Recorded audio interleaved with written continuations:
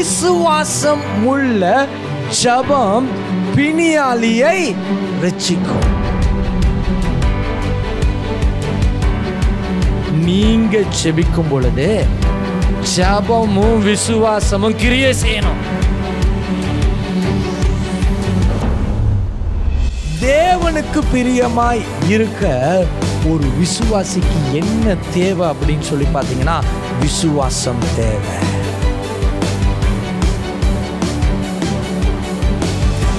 உங்களுக்கு விசுவாசம் வந்துடுச்சுன்னா தேவன் உங்கள் மேல பிரியமாய் இருப்பார், நீங்கள் தேவன் மேல உண்மையாய் பிரியமாய் இருக்கிறீர்கள் என்று சொல்லி அர்த்தமாய் இருக்கிறது.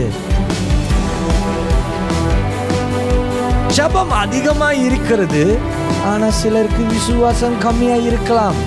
இது என்ன நடக்கும் அப்படின்னு சொல்லி பார்த்தீங்கன்னா,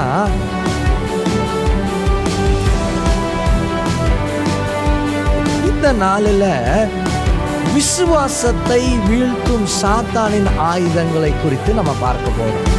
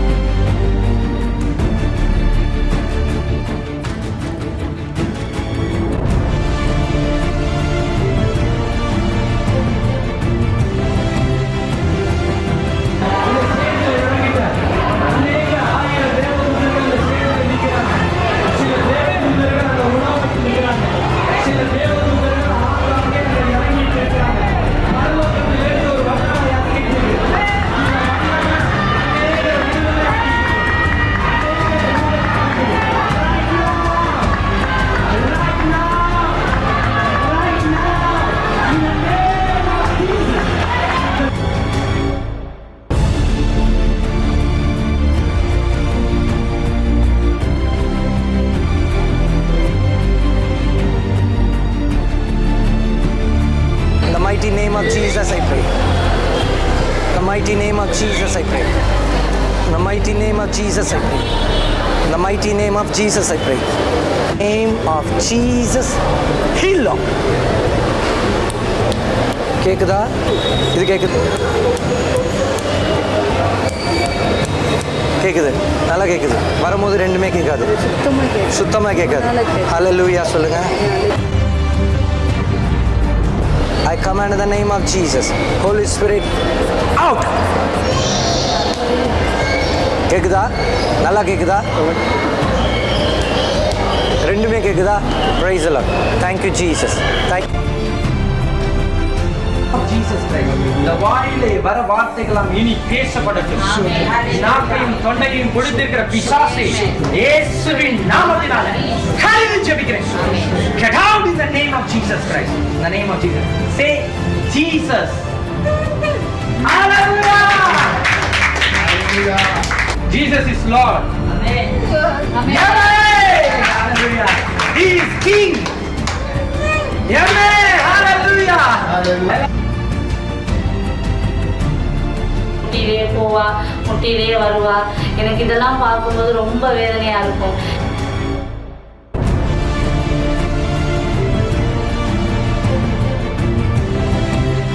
நான் உடனே இப்போ பிரதர்கிட்ட சொன்னேன், இந்த மாதிரி இருக்கு பாப்பாவுக்கு அப்படின்னு.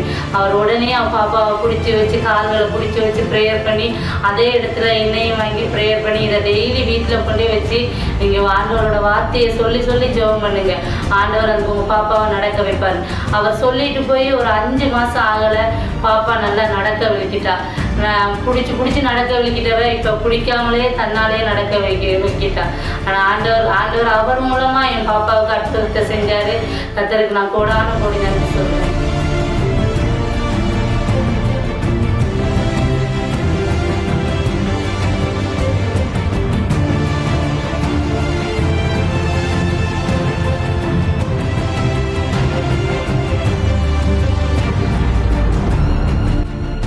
கடைசியாக சொன்னாங்க, உங்களுக்கு கேன்சர் இருக்குது, அதனால் நீங்கள் அடையாறில் உள்ள கேன்சர் ஆஸ்பத்திரிக்கு போங்கன்னு சொல்லிட்டாங்க. ஆனால் இந்த பாஸ்டர் ஐயா எங்களுக்காக என் குடும்பத்துக்காக ரொம்பவும் கண்ணீர் விட்டு ஜெபம் பண்ணாங்க. அந்த ஜெபத்தை ஆண்டவர் கேட்டார், என்னை தொட்டார். அவர் எனக்கு எல்லா சுகத்தையும் பகிர்ந்தார். கரங்களை தட்டி ஆண்டவரை மகிமைப்படுத்துவோம்.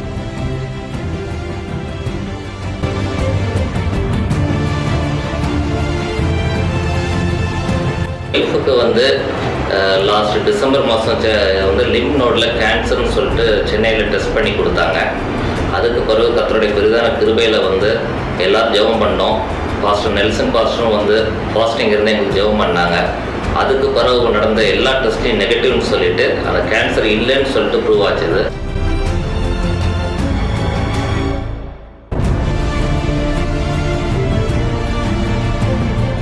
வலதுகையில் இருக்கிற அந்த ஸ்கேன் அதில் வந்து கட்டி இருக்கிற படம் காட்டுகிறேன்.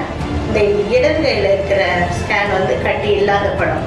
6 மாத இடைவெளிக்கு பிறகு நெல்சன் பிரதர் ஜெபிச்சு நான் பெற்றுக்கொண்ட அற்புதம் இது. இதே மாதிரி நீங்களும் அந்த ஆண்டவர்கிட்ட விசுவாசத்தோடு இருந்த ஆண்டவர் அநேக அற்புதங்களை உங்களுக்கும் செய்ய வல்லவராக இருக்கிறாருன்னு நான் இதன் மூலமாக நான் அறிவிச்சுட்டேன்.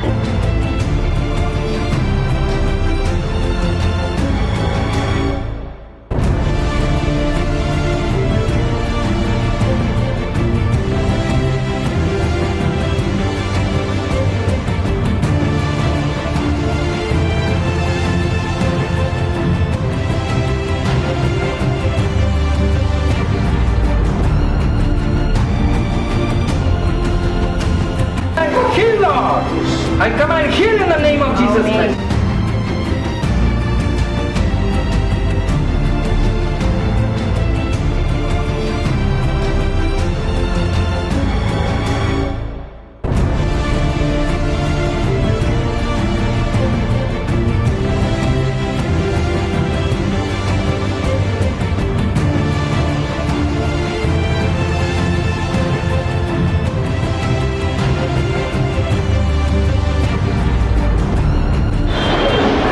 For the deliverance, Lord.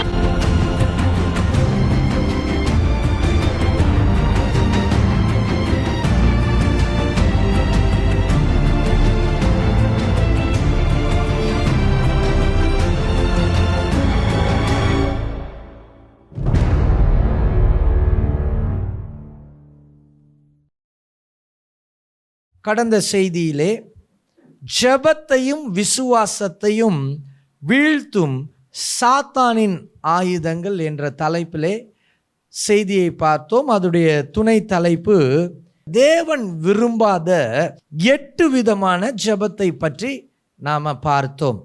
எப்படியாப்பட்ட ஜெபத்தை செய்தால் தேவன் அந்த ஜெபத்தை அங்கீகரிக்க மாட்டார் அப்படின்னு சொல்லி 8 டைப்ஸ் ஆஃப் ப்ரேயர் லைஃப்பை குறித்து கடந்த வாரத்தில் நம்ம பார்த்தோம். ஏன் அப்படின்னா ஒரு மனுஷனுடைய வாழ்க்கையில் எல்லாருக்கும் என்ன ஆசை அப்படின்னா தான் செய்கிற ஜெபத்தை கர்த்தர் கேட்க வேண்டும். அப்போது போன செய்தியில் நம்ம கேட்டோம், ஜெபமும் விசுவாசமும் இணைய வேண்டும் என்பதை கேட்டோம். ஆனால் அந்த ஜெபம் எப்படி இருக்க வேண்டும்? 8 விதமான அருவருப்புகள் அந்த ஜெப வாழ்க்கையில் இருந்தால் அந்த 8 விதமான அருவருப்புகளின் நிமித்தமாய் உங்களுடைய ஜெபமானது அது தடையாகும், விசுவாசமும் இயங்காது என்பதை குறித்து கடந்த வாரத்திலே நாம் செய்தி பார்த்தோம். இப்பொழுது அந்த கடந்த வார செய்தியில் நிறைய பேர் ஒப்பு கொடுத்து நல்லா ஜெபம் பண்ணியிருப்பீங்க. என்ன சொல்லி ஜெபம் பண்ணியிருப்பீங்க?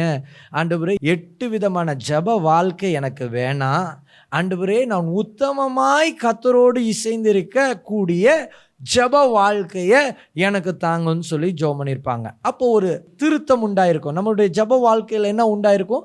திருத்தம் உண்டாயிருக்கும். இப்போது ஜெபம் நல்லா இருக்குது. இப்போ அடுத்தது நம்மளுக்கு என்ன வேணும்? விசுவாசம். ஜெபமும் விசுவாசமும் ஈக்குவலாக இருக்கணும்னு சொல்லி சொன்னேன். ஜெபம் கம்மியாக இருக்குது, விசுவாசம் அதிகமாக இருக்குது அப்படின்னா அது போய். ஜெபம் அதிகமாக இருக்கிறது, ஆனால் சிலருக்கு விசுவாசம் கம்மியாக இருக்கலாம். இது என்ன நடக்கும் அப்படின்னு சொல்லி பார்த்தீங்கன்னா, அந்த விசுவாசத்துடைய கிரியையை பார்க்க முடியாது. அந்த ஜெபத்திற்கு ஒரு பதிலை என்ன பண்ண முடியாது? பார்க்க முடியாது.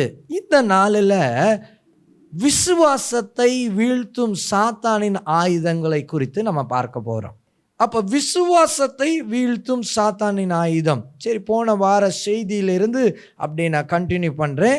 நம்முடைய வேதாகமத்திலே மத்தேயு 21 அதிகாரம் 22 வசனத்தை நம்ம வாசிக்கும் பொழுது வேதம் சொல்லுது, மேலும் நீங்கள் விசுவாசம் உள்ளவர்களாய் ஜெபத்திலே எவைகளை கேட்பீர்களோ அவைகளை பெறுவீர்கள். விசுவாசத்தோட ஜெபம் இணைய வேண்டும். இந்த விசுவாசம் இன்னைக்கு நம்மளுடைய வாழ்க்கையில் கிரியை செய்யணும். எத்தனை பேருக்கு ஆசை இருக்குது, நான் விசுவாசத்தோட ஜெபிச்சா அந்த விசுவாசம் என் வாழ்க்கையில் கிரியை செய்யணும்னு சொல்கிறவங்க கையை உயர்த்தி காமிங்களாம் பார்ப்போம்.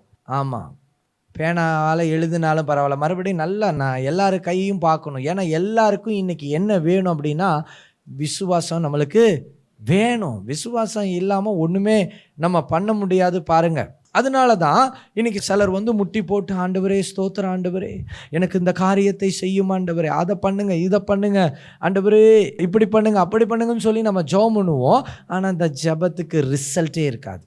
ஜெபம்ன்றது ரிசல்ட்டை கொடுக்கறது. ஜெபம் நம்ம பண்ணிட்டோன்னா அதற்கு என்ன வேணும்? ரிசல்ட் வேணும். அதனால தான் இன்றைக்கி நிறைய பேர் யாரை நாடி செல்லுகிறார்கள்? தீர்க்கதரிசிகளை நாடி செல்லுகிறார்கள், தேவ ஊழியக்காரர்களை நாடி செல்லுகிறார்கள். ஏன் தேவ ஊழியக்காரர்களை நாடி செல்கிறாங்கன்னா, இவங்களுக்கு ஒரு நம்பிக்கை, ஜெபமும் விசுவாசமும் அவங்கள்ட்ட கிரியை செய்து அது என் வாழ்க்கையில் ஒரு இம்பேக்டை உண்டாக்கும். அதனால நான் அந்த ஊழியக்காரர் நாடி போகிறேன். அப்படி வரும் பொழுது அந்த ஊழியக்காரர் பரிசுத்த ஆவியினால நிரப்பப்பட்டு ஜெபமும் விசுவாசமும் அவர்கிட்ட எந்த அளவுக்கு இருக்கோ அந்த அளவுக்கு பரிசுத்த ஆவியானவர் செயல்பட்டு என்ன பண்ணுவார்? தீர்க்க தரிசனமாய் பேசும் பொழுது கட்டு உடையும், தீர்க்க தரிசனம் நிறைவேறும். அடுத்தது அங்கே என்ன நடக்கும் அப்படின்னு சொல்லி பார்த்தீங்கன்னா, நோய்களை கர்த்தர் சுகமாக்குவார், பேய்கள் ஓடி போயிடும். அப்போது அங்கே நம்ம என்ன பார்க்குறோம்? அந்த மனுஷனுடைய அல்ல மனுஷியுடைய வாழ்க்கையில் இருக்கிற ஜெபமும் விசுவாசமும் அவர்களிடத்தில் போய் நம்ம நிற்கும் பொழுது நம்ம வாழ்க்கையிலே செயல்படுது. ஆனால் இன்றைக்கி என்ன செய்தினா, நம்ம பர்டிகுலர் வாழ்க்கையில் நம்மளுடைய வாழ்க்கையில் நாம் ஜெபிக்கும் பொழுது கிரியை நடக்கணும். பக்கத்தில் இருக்கவங்க கையை பிடிச்சி சொல்லுங்கள், நீங்கள் ஜெபிக்கும் பொழுது ஜெபமும் விசுவாசமும் கிரியை செய்யணும். நீங்க ஜெபிக்கும் பொழுது ஜெபமும் விசுவாசமும். இப்போ நல்லா கேட்டுக்குங்க. இப்போ நம்மளுக்கு என்ன வேணும்? ஜெபம் வேணும், அப்புறம் விசுவாசம் வேண்டும். சரி, அப்போ யாக்கோபு 5 அதிகாரம் 15 சொல்லுது, விசுவாசம் உள்ள ஜெபம் பிணியாளியை ரட்சிக்கும். ஒரு மனுஷன் இருக்கிறாரு, அவர்கிட்ட என்ன இருக்குது? விசுவாசமும் இருக்குது, ஜெபமும் இருக்குது. விசுவாசமும் ஜெபமும் இருக்கும் பொழுது அது என்ன பண்ணுமா? பிணியாளியை ரட்சிக்கும். கடந்த வாரத்தில் ஒரு வீட்டுக்கு போனேன் ஜெபிக்கிறதுக்காக. அப்போ அந்த அம்மா என் மேலே ரொம்ப அன்பா, பாஸ்டர் நீங்கள் எங்கள் வீட்டுக்கு வந்திருக்கீங்க, எனக்கு ரொம்ப சந்தோஷமாக இருக்குது. அவங்க வீட்டு ஐயாவுக்கும் ரொம்ப சந்தோஷம். அப்போ 2 பேரும் இணைஞ்சு ஒரு காரியத்தை சொன்னாங்க, நாங்கள் உங்களை மறக்க மாட்டோம் அப்படின்னாங்க. நான் கேட்டேன், என்ன மறக்க மாட்டீங்க அப்படின்னு கேட்டப்போ அவங்க ஒரு காரியத்தை சொன்னாங்க. 2017 18 அந்த அம்மாவுக்கு யூட்ரஸில் ஒரு பெரிய கட்டி உண்டாயிடுச்சு. டாக்டர் ஸ்கேன் பண்ணாங்கிட்டு சொன்னாங்களாம், ஏம்மா உனக்கு ஒரு பெரிய மேஜர் ஆப்ரேஷன் பண்ணணும் அப்படின்னு சொல்லிட்டாங்களாம். அப்போ இது ஒரு எளிமையான ஒரு குடும்பம். அவங்க வீடு ஷீட் போட்ட வீடு தான், ரொம்ப சின்ன வீடு. அப்போது ரொம்ப எளிமையான ஒரு குடும்பம். அப்போ அவங்களுக்கு இந்த காசை எப்படி இந்த குறிப்பிட்ட வியாதிக்கு நான் ஸ்பெண்ட் பண்ணுறதே தெரியலையே அப்படின்னு சொல்லிட்டு அப்போ தான் டெஷுவா மீட்டிங்க்கு அவங்க வந்துட்டு போயிருக்காங்க. சரி, அந்த பாஸ்டர்கிட்ட நம்ம ஜெபம் பண்ணலாம் அப்படின்னு சொல்லி ஃபோன் அடிச்சிருக்காங்க. அப்போ நான் ஃபோனை எடுத்து சொல்லியிருக்கேன், நான் ட்ராவலில் இருக்கேன், எது பேசினாலும் 1 நிமிஷத்தில் பேசிட்டு வச்சுருக்கேன், நான் ட்ராவலில் இருக்கேன். அந்த ஐயா சொல்லிக்கிறாரு, எங்கள் வீட்டு அம்மாவுக்கு யூட்ரஸில் கட்டி, ஆப்ரேஷன் பண்ணுன்னு சொல்லிட்டாங்க பாஸ்டர், நீங்கள் கொஞ்சம் ஜெபம் பண்ணுங்க. சரி, உடனே அந்த அம்மாவுக்காக ஃபோனில் ஒரு சின்ன ஜெபம். இந்த ஜெபம் எதில் நடக்குது? நான் இப்போ என்ன வேலை செஞ்சிட்ருக்கேன்? நான் கார் ஓட்டிகிட்ருக்கேன். என் கான்சன்ட்ரேஷன் ரோட்டில் இருக்கணும், என் கான்சன்ட்ரேஷன் ஸ்டேரிங்கில் இருக்கணும், என் கான்சன்ட்ரேஷன் பிரேக்கில் இருக்கணும், என் கான்சன்ட்ரேஷன் ஆக்சிலரேட்டர் இருக்கணும், என் கான்சன்ட்ரேஷன் கிளச்சில் இருக்கணும், என் கான்சன்ட்ரேஷன் 2 சைடு மிரரில் இருக்கணும், என் கான்சன்ட்ரேஷன் ரியர் வியூவையும் பார்க்கணும். இப்போ ஒரு மனுஷனுக்கு எத்தனை கான்சன்ட்ரேஷன் தேவை? இப்போ இந்த மனுஷனுடைய அவயவங்கள் எல்லாம் ஜெபத்தின் ஆயுதங்களாய் இருக்கும் பொழுது அங்கே ஒரு வார்த்தை சொன்னால் கிரியை நடக்கும். அல்லேலூயா. இப்போ இந்த ஜெபமும் விசுவாசமும் தான் அங்கே கிரியை செய்ய போகுது.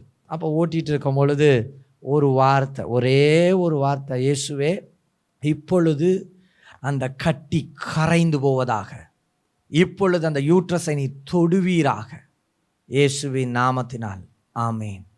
ஆண்டவர் உங்களுக்கு சுகமாக்கிடுவார், கவலைப்படாதீங்க. ஃபோனை வச்சாச்சு. ஃபோனை வச்ச அடுத்த நிமிஷம் யூட்ரஸ்லேருந்து அந்த கட்டி அங்கேயே வந்து கீழே விழுந்துடுச்சான்.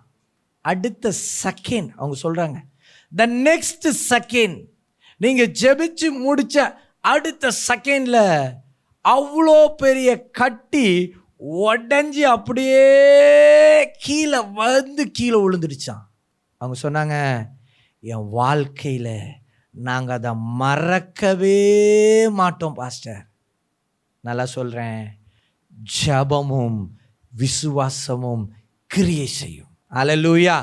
இன்னைக்கு உங்களுடைய வாழ்க்கையில் நீங்கள் பண்ணக்கூடிய ஜெபம் அது விசுவாசத்தோடு இணைஞ்சிருக்கணும். சொல்லுங்களேன், எதோட இணைஞ்சிருக்கணும்? விசுவாசத்தோட. இன்னைக்கு நிறைய டைம் நம்ம ஜெபம் பண்ணுறோம், ஆனால் விசுவாசன்ற ஃப்ரெண்டு வந்து இணையவே இல்லை. அது தனிமையிலே ஜெபம் நின்றுட்டு இருக்குது. அதனால தான் இன்னைக்கு என்ன நடக்கலை? கிரியை நடக்கலை. விசுவாசம் உள்ள ஜெபம் பிணியாளியை என்ன பண்ணுமா? ரட்சிக்கும். விசுவாசம் உள்ள ஜெபம் பிணியாளியை ரட்சிக்கும். அப்போ தேவனுக்கு பிரியமாய் இருக்க ஒரு விசுவாசிக்கு என்ன தேவை அப்படின்னு சொல்லி பார்த்தீங்கன்னா, விசுவாசம் தேவை. என்ன தேவை? எதுக்கு தேவை? தேவனுக்கு பிரியமாய் இருக்கணும் அப்படின்னா ஒரு விசுவாசிக்கு விசுவாசம் தேவை. பக்கத்தில் இருக்கவங்க கையை பிடிச்சி சொல்லுங்க, நீங்கள் தேவனுக்கு பிரியமாய் இருக்க உங்களிடத்துல விசுவாசம் தேவை. ஏன்னா விசுவாசம் ஒரு பவர்ஃபுல்லான ஒரு ஆயுதம். இந்த ப்ரேயர் லைஃப்பில் நம்மளுக்கு எது ரொம்ப முக்கியமாக இருக்குது? விசுவாசம். எது முக்கியம்? விசுவாசம். நம்ம வாசிக்க கேட்கலாம். எபிரேயர் 11ஆம் அதிகாரம் 6ஆம் வசனத்தை நம்ம வாசிக்கும் பொழுது வேதம் சொல்லுகிறது, விசுவாசம் இல்லாமல் தேவனுக்கு பிரியமாய் இருப்பது கூடாத காரியம். ஏனென்றால் தேவனிடத்தில் சேருகிறவன் அவர் உண்டென்றும் அவர் தம்மை தேடுகிறவர்களுக்கு பலன் அளிக்கிறார் என்றும் விசுவாசிக்க வேண்டும். ஹல்லேலூயா. நீங்கள் ஒரு இடத்துல அமர்ந்து ஜெபிக்கும் பொழுது நீங்கள் உங்களுடைய இருதயத்தில் தேவனிடத்தில் நீங்கள் சேரும் பொழுது அவர் இருக்கிறார், நான் அவரை தேடும் பொழுது எனக்கு அவர் ஒரு பலனை கொடுப்பார் அப்படின்னு சொல்லி நீங்கள் விசுவாசிக்கும் பொழுது ஆண்டவர் சொல்கிறாரு, இது தேவனுக்கு பிரியம். ஹல்லேலூயா. விசுவாசம் இல்லாமல் தேவனுக்கு பிரியமாய் இருப்பது கூடாத காரியம். ஆமாம், இப்போ நீங்கள் உங்களுக்கு விசுவாசம் வந்துடுச்சுன்னா தேவன் உங்கள் மேலே பிரியமாய் இருப்பார், நீங்கள் தேவன் மேலே உண்மையாய் பிரியமாய் இருக்கிறீர்கள் என்று சொல்லி அர்த்தமாய் இருக்கிறது. அதனால இன்னைக்கு எது தேவை? ஆண்டவர் எனக்கு இதை செய்து முடிப்பார் என்ற நம்பிக்கை, என்ற விசுவாசம் நம்மளுக்கு தேவை. இன்னைக்கு இங்கே வந்து உட்காந்துருக்கீங்க, ஏதோ ஒரு நோக்கத்தோடு நீங்கள் அமர்ந்திருப்பீங்க. என் வாழ்க்கையில் இன்னென்ன காரியங்களாம் ஆசீர்வாதமாய் என் தேவன் எனக்கு முடித்து தர வேண்டும், அவர் இருக்கிறார், நிச்சயமாய் அவர் செய்வார். இதுக்கு பேர் என்னது? விசுவாசம். இதற்கு பேர் தான் விசுவாசம். இந்த விசுவாசம் ஒரு மனுஷனுக்கு மிக அவசியம் வாய்ந்ததாக இருக்கிறது. சரி, இந்த விசுவாசத்துக்கு மனுஷன் சொந்தக்காரன் அல்ல. விசுவாசத்திற்கு யார் சொந்தக்காரர் அப்படின்னு சொல்லி பார்த்தீங்கன்னா கர்த்தர் தான் சொந்தக்காரர். பக்கத்தில் இருக்கவங்க கையை பிடிச்சி சொல்லுங்க, விசுவாசத்துக்கு நீங்கள் சொந்தக்காரர் இல்லை, விசுவாசத்திற்கு கர்த்தர் தான் சொந்தக்காரர். அதனால எனக்கு விசுவாசம் இருக்குது, எனக்கு விசுவாசம் இருக்குது, எனக்கு விசுவாசம் இருக்குது சும்மா சொல்லிக்கிட்டே இருக்க வேண்டியது தான். சரி, வேதம் என்ன சொல்லுது? விசுவாசத்தை துவங்குகிறவரும் முடிக்கிறவரும் கர்த்தராகிய தேவன். ஹல்லேலூயா. நம்ம ஒரு வசனத்தை வாசிக்கலாம். எபிரேயர் 12ஆம் அதிகாரம் 1ஆம் வசனத்தை நம்ம வாசிக்கும் பொழுது பின்பகுதியை நான் வாசிக்கிறேன். விசுவாசத்தை துவங்குகிறவரும் முடிக்கிறவருமாய் இருக்கிற இயேசுவை நோக்கி என்று சொல்லி எழுதப்பட்டிருக்குது. இப்போ யார் நமக்கு விசுவாசத்தை துவக்குகிறார்? கர்த்தராகிய இயேசு. யார் நம்முடைய விசுவாசத்தை முடிக்கிறார்? கர்த்தராகிய இயேசு. அப்போ உங்களுடைய விசுவாசம் யாருடைய கரங்களில் இருக்கு அப்படின்னு சொல்லி பார்த்தீங்கன்னா கர்த்தராகிய இயேசு கிறிஸ்துவின் கரங்களிலே இருக்கிறது. அல்லேலூயா. இப்போ நான் என்ன பண்ணுறேன், ஒரு எக்ஸாம்பிள் நான் சொல்லலான்னு சொல்லி நான் நினைக்கிறேன். சரி, நீ வா. இப்போ நான் என்ன பண்ண போகிறேன், இந்த தம்பி என்ன பண்ணுறாரு, இப்போது விசுவாச அளவு இவர்கிட்ட எவ்வளோ இருக்குது அப்படின்றத இப்போ நம்ம பார்க்க போகிறோம். பாருங்கள், இப்போ விசுவாச அளவை நான் என்ன பண்ண போகிறேன், நான் சோதிக்க போகிறேன். இப்போ இவர் என்ன பண்ணுறாரு, நீ அங்கே போய் நில்லு, நீ அங்கே நில்லு, அந்த படிக்கிட்டே நில்லு, ஓகே, அங்கே இன்னும் இறங்கி நில்லு. ஓகே, இவர் என்ன பண்ணுறாரு, இவர் வந்து அங்கே நிற்கிறாரு. இப்போ நான் யாருன்னு எடுத்துக்கலான்னா, இப்போது ஜீசஸ் கிரைஸ்டுடைய பொசிஷனில் நான் இருக்கேன்னு வச்சுக்கோங்க. இப்போ நான் தான் இவருக்கு என்ன பண்ண போகிறேன், விசுவாசத்தை கொடுக்க போகிறேன். பட் எனக்கும் அவருக்கும் எவ்வளோ டிஸ்டன்ஸ் இருக்குது, ரொம்ப டிஸ்டன்ஸ் இருக்குது. இப்போது நான் என்ன பண்ண போகிறேன், விசுவாசத்துக்கு வேற ஒரு பெயர் உண்டு, அதுதான் பரலோக பணம். இப்போ ஒரு மனுஷனுக்கு எது தேவை அப்படின்னு சொல்லி பார்த்தீங்கன்னா பரலோகத்திலிருந்து சொத்து தேவை. அதுதான் கிறிஸ்தவனுக்கு விசுவாசம்தான் சொத்து, விசுவாசம்தான் பணம். இப்போது நீங்கள் ஏழையாக இருக்கிறீங்களா, பணக்காரவங்களா இருக்கீங்களா? நீங்கள் உலகத்தில் கையில் எவ்வளோ காசு வச்சுக்கலாம், பட் ஸ்பிரிச்சுவலாக நீங்கள் ஏழையாக இருக்கிறீங்கன்னா நீங்கள் விசுவாசம் இல்லாதவர்களாக இருப்பீங்க. அப்போ நீங்கள் யார்? நீங்கள் ஒரு ஏழை. நீங்கள் ஏழை. உங்கள்கிட்ட ஸ்பிரிச்சுவல் மணி இல்லை, விசுவாசன்ற மணி உங்கள்கிட்ட இல்லை. இப்போ நான் என்ன பண்ணுறேன், இப்போ நான் விசுவாசத்தை இப்போது இந்த ட்ராவல் டிஸ்டன்ஸில் நான் என்ன பண்ணுறேன், நான் விசுவாசத்தை அவனுக்கு கொடுக்க போகிறேன். அந்த பையனுக்கு நான் என்ன பண்ண போகிறேன், விசுவாசத்தை கொடுக்க போகிறேன். என் கையில் இது இருக்கட்டும், ஓகே. இப்போ அவர் விசுவாசத்தை வாஞ்சிக்கிறார். இப்போ விசுவாசத்துக்கு சொந்தக்காரர் யார்? கர்த்தராகிய இயேசு கிறிஸ்து. இவர் விசுவாசத்தை வாஞ்சிக்கிறாரு. இந்த டிஸ்டன்ஸில் தான், இவ்வளோ தூரம் தான் அவருடைய ப்ரேயர் லைஃப் அங்கே இருக்குது. அவருடைய ப்ரேயர் லைஃப் எங்கே இருக்குது? அங்கே இருக்குது. அவர் முட்டி போட்டு ஜெபம் பண்ண, முட்டி போடு. இப்போ என்ன பண்ணுறாரு, இவர் ஜெபம் பண்ணுறாரு. இவருடைய ஆவிக்குரிய வளர்ச்சி இப்போ எங்கே வருதுன்னா அந்த படியில் வந்துடு, எந்திரிச்சு நின்று அந்த படிக்கு வந்துடு. இப்போ இந்த படிக்கு வந்துட்டாரு. இப்போ ஆவிக்குரிய வளர்ச்சி இருக்குது. இவருக்கு விசுவாசம் கிடச்சிதா இல்லையா? இல்லை, இன்னும் விசுவாசம் கிடைக்கல. இப்போ இன்னொரு கொஞ்சம் ஜெபிக்கிறாரு. ஜெபி, போதும், அடுத்ததுக்கு வா. இப்போ இவருடைய ஆவிக்குரிய வளர்ச்சி எங்கே வந்துருச்சு? இவ்வளோ தூரம் வந்துருச்சு. விசுவாசத்தை பகிர்ந்து கொடுக்குற நான் என்ன பண்ணுறேன், சரி இவ்வளோ தூரம் வந்துட்டான், இதை வச்சுக்கோ. இப்போ இவருக்கு என்ன கிடச்சிருச்சு? விசுவாசம் கிடச்சிருச்சு.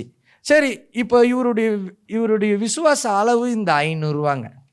இந்த 500 ரூபா, இந்த 500 ரூபாவில் என்ன வாங்கலாம்? சும்மா ஒரு சேர் சொல்கிறேன், ஒரு சேரோடைய விலை 500 ரூபா, சரியா? இப்போது இவர் என்ன பண்ணுறாரு, இந்த விசுவாச அளவை வச்சுட்டு ஒரு சேர் வாங்குறார். அந்த சேர் எடுத்துகிட்டு இங்கே வை. இப்போ அவர் என்ன பண்ணுறாரு, he is traveling in his faith. இதுதான் என்னது? கிறிஸ்துவ வாழ்க்கை. இதுதான் கிறிஸ்துவ வாழ்க்கை. இன்னைக்கு உங்களுடைய விசுவாசம் என்ன விதமான பலத்தில் இருக்கு? பட் ஸ்டில் நீ இங்கே வந்து நில்லு. இப்போ அவருடைய விசுவாச லெவலில் அவர் அந்த தகுதியில் இருக்கார். அவர் ஒரு விசுவாசியாக இருக்கலாம். Even he maybe a pastor. அவர் ஒரு பாஸ்டராக இருக்கலாம், இல்லை அவர் ஒரு ப்ராஃபட்டாக இருக்கலாம், அது எதா வேணாலும் இருக்கலாம். பட் அவருடைய விசுவாச லெவல் அந்த 500 தான்.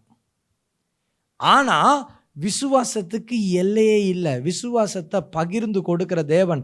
இப்போ அவர் என்ன பண்ணுறாரு? அவரை என்ன ரொம்ப நேசிக்கிறாரு, ரொம்ப நிறைய துதிக்கிறார் ஆண்டவரை, ரொம்ப ஆண்டவரோட இணைஞ்சு இருக்கிறாரு. ஆண்டவர் பார்ப்பாரு, ஒரு டைம் வரையும் பார்த்துட்டே இருப்பார். ஓ, இவருடைய விசுவாசம் அதிகமாக இவர் மேலே இருக்க, எதை வச்சுக்கோ. இப்போ இவருக்கு எவ்வளோ விசுவாசம் இருந்துருச்சு. இப்போ இந்த விசுவாசத்தில் எத்தனை சேர் வாங்கலாம்? ஒரு 7 சேர் வாங்கலாம்.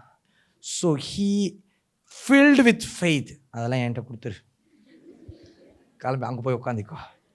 இது ஒரு எக்ஸாம்பிள். இது என்னது? விசுவாசம் என்பது பரலோக கரன்சி, ஹெவன்லி கரன்சி தான் என்னது? விசுவாசம். இப்போ நான் சொல்கிறேன், ஆவிக்குரிய வாழ்க்கையில் யாரிடத்துல விசுவாசம் இருக்கோ அவங்க தான் பணக்காரவங்க. ஹல்லேலூயா. இப்போ உலகத்தில் உங்களுக்கு விசுவாசம் நிறையா இருந்ததுன்னா உங்களால் எல்லாமே சக்ஸஸ் பண்ண முடியும். ஹல்லேலூயா. இன்னைக்கு விசுவாசத்தை பற்றி ஒரு எக்ஸாம்பிள் தான் நம்ம பார்த்துருக்கோம். அதனால தான் வேதம் சொல்லுகிறது, விசுவாசத்தை துவங்குகிறவரும் முடிக்கிறவருமாய் இருக்கிற இயேசுவை நோக்கி நமக்கு நியமித்திருக்கிற ஓட்டத்தில் பொறுமையோடு ஓட கடவோம். இன்னும் வேதாகமத்தில் வாசிக்கும் பொழுது தேவன் ஒவ்வொரு மனுஷனுக்கு விசுவாசத்தை பகிர்ந்து கொடுப்பார். ரோமர் 12ஆம் அதிகாரம் 3ஆம் வசனம். அல்லாமலும் எனக்கு அருளப்பட்ட கிருபையினாலே நான் சொல்லுகிறதாவது, உங்களில் எவனாகிலும் தன்னை குறித்து எண்ண வேண்டியதற்கு மிஞ்சி எண்ணாமல் அவனவனுக்கு தேவன் பகிர்ந்த விசுவாச அளவின்படியே தெளிந்த எண்ணம் உள்ளவனாய் எண்ண வேண்டும். இப்போ சாத்தான் ஒரு மனுஷனை எப்போ அட்டாக் பண்ணுறான், எப்போ நீங்கள் விழுந்து போகிறீங்க அப்படின்னு சொல்லி பார்த்தீங்கன்னா, இப்போ நான் ஒரு எக்ஸாம்பிள் நான் சொல்கிறேன். இப்போ இதுதான் என்கிட்ட இருக்கிற விசுவாசங்க. அவர் அந்த விசுவாசத்தை தானே எடுத்துதா டேனியல். இப்போ அவர்கிட்ட என்ன இருக்குது? அந்த அளவுக்கு தான் விசுவாசம் இருக்குது. ஆனால் இவருடைய என்ன அப்படின்னு சொல்லி பார்த்தீங்கன்னா, இவர் நினச்சிக்கிட்டாரு இவ்வளோ விசுவாசம் அவர்கிட்ட இருக்குன்னு. சில டைம் கிறிஸ்தவங்க ஏமாந்து போகிறது இப்படி தான். இப்போது அவர் நினைக்கிறாரு அந்த விசுவாசத்துக்கு அவர் ஒரு சேர் தாங்க வாங்க முடியும். ஆனால் அவர் நினச்சிக்கிட்டாரு அந்த விசுவாசத்துக்கு 7 சேர் வாங்கிடலான்னு சொல்லி. இன்றைக்கி கிறிஸ்துவ வாழ்க்கையில் பண்ணுற மிஸ்டேக்கே அதுதான். இன்றைக்கி எல்லாம் நினச்சிப்பாங்க, நான் ஜெபித்தால் எல்லா காரியங்களும் கர்த்தர் எனக்கு செய்து விடுவார் அப்படின்னு சொல்லி நினச்சிக்கிட்டு இப்போ அவங்களுக்கு இருக்கிற விசுவாசத்தை வச்சு மிஞ்சி போய் எல்லையை மீறி போய் வேற ஒரு நபருக்கு இருக்கிற போராட்டத்துக்கு போய் ஜெபம் பண்ணுவாங்க. ஆனால் இவங்கள்ட்ட இருக்கிற விசுவாச அளவு சின்னது, ஆனால் அந்த பிசாசின் கிரியை பெருசாக இருக்குது. இப்போ இந்த சின்னதை வச்சு அந்த பிசாசின் கிரியையை மேற்கொள்ளணும்னு நினைக்கும் பொழுது அந்த பிசாசு இவர்களை மேற்கொண்டு விடுகிறது.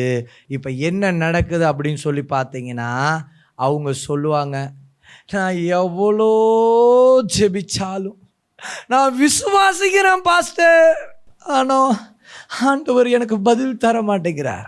இப்போ கர்த்தர் கேட்பாரு, உனக்கு நான் கொடுத்த விசுவாச அளவு என்ன? நேற்று தினத்தில் நிறைய பேர் டெஷுவா விடுதலை பெருவிழாக்கு வந்தாங்க. அப்போ அவங்க சொன்னாங்க, பாஸ்டர் நான் ஊழியம் செய்யணும்னு சொல்லி ஒப்பு கொடுத்து ஊழியத்துக்கு வந்துட்டேன், ஆனால் என் சபையில் ஆத்துமா இல்லை, பிள்ளைக்கு வியாதி, கையில் காசு இல்லை. அப்போ நான் கேட்டேன், எப்படி நீங்கள் ஊழியத்துக்கு வந்தீங்க அப்படின்னு கேட்கும் பொழுது அவர் சொன்னார், நான் ஒரு வியாதியில் இருந்தேன் பாஸ்டர். அப்போது ஒருத்தர் சொன்னார், நீ ஊழியம் செஞ்சுனா வியாதி போயிடும்னு சொன்னார்.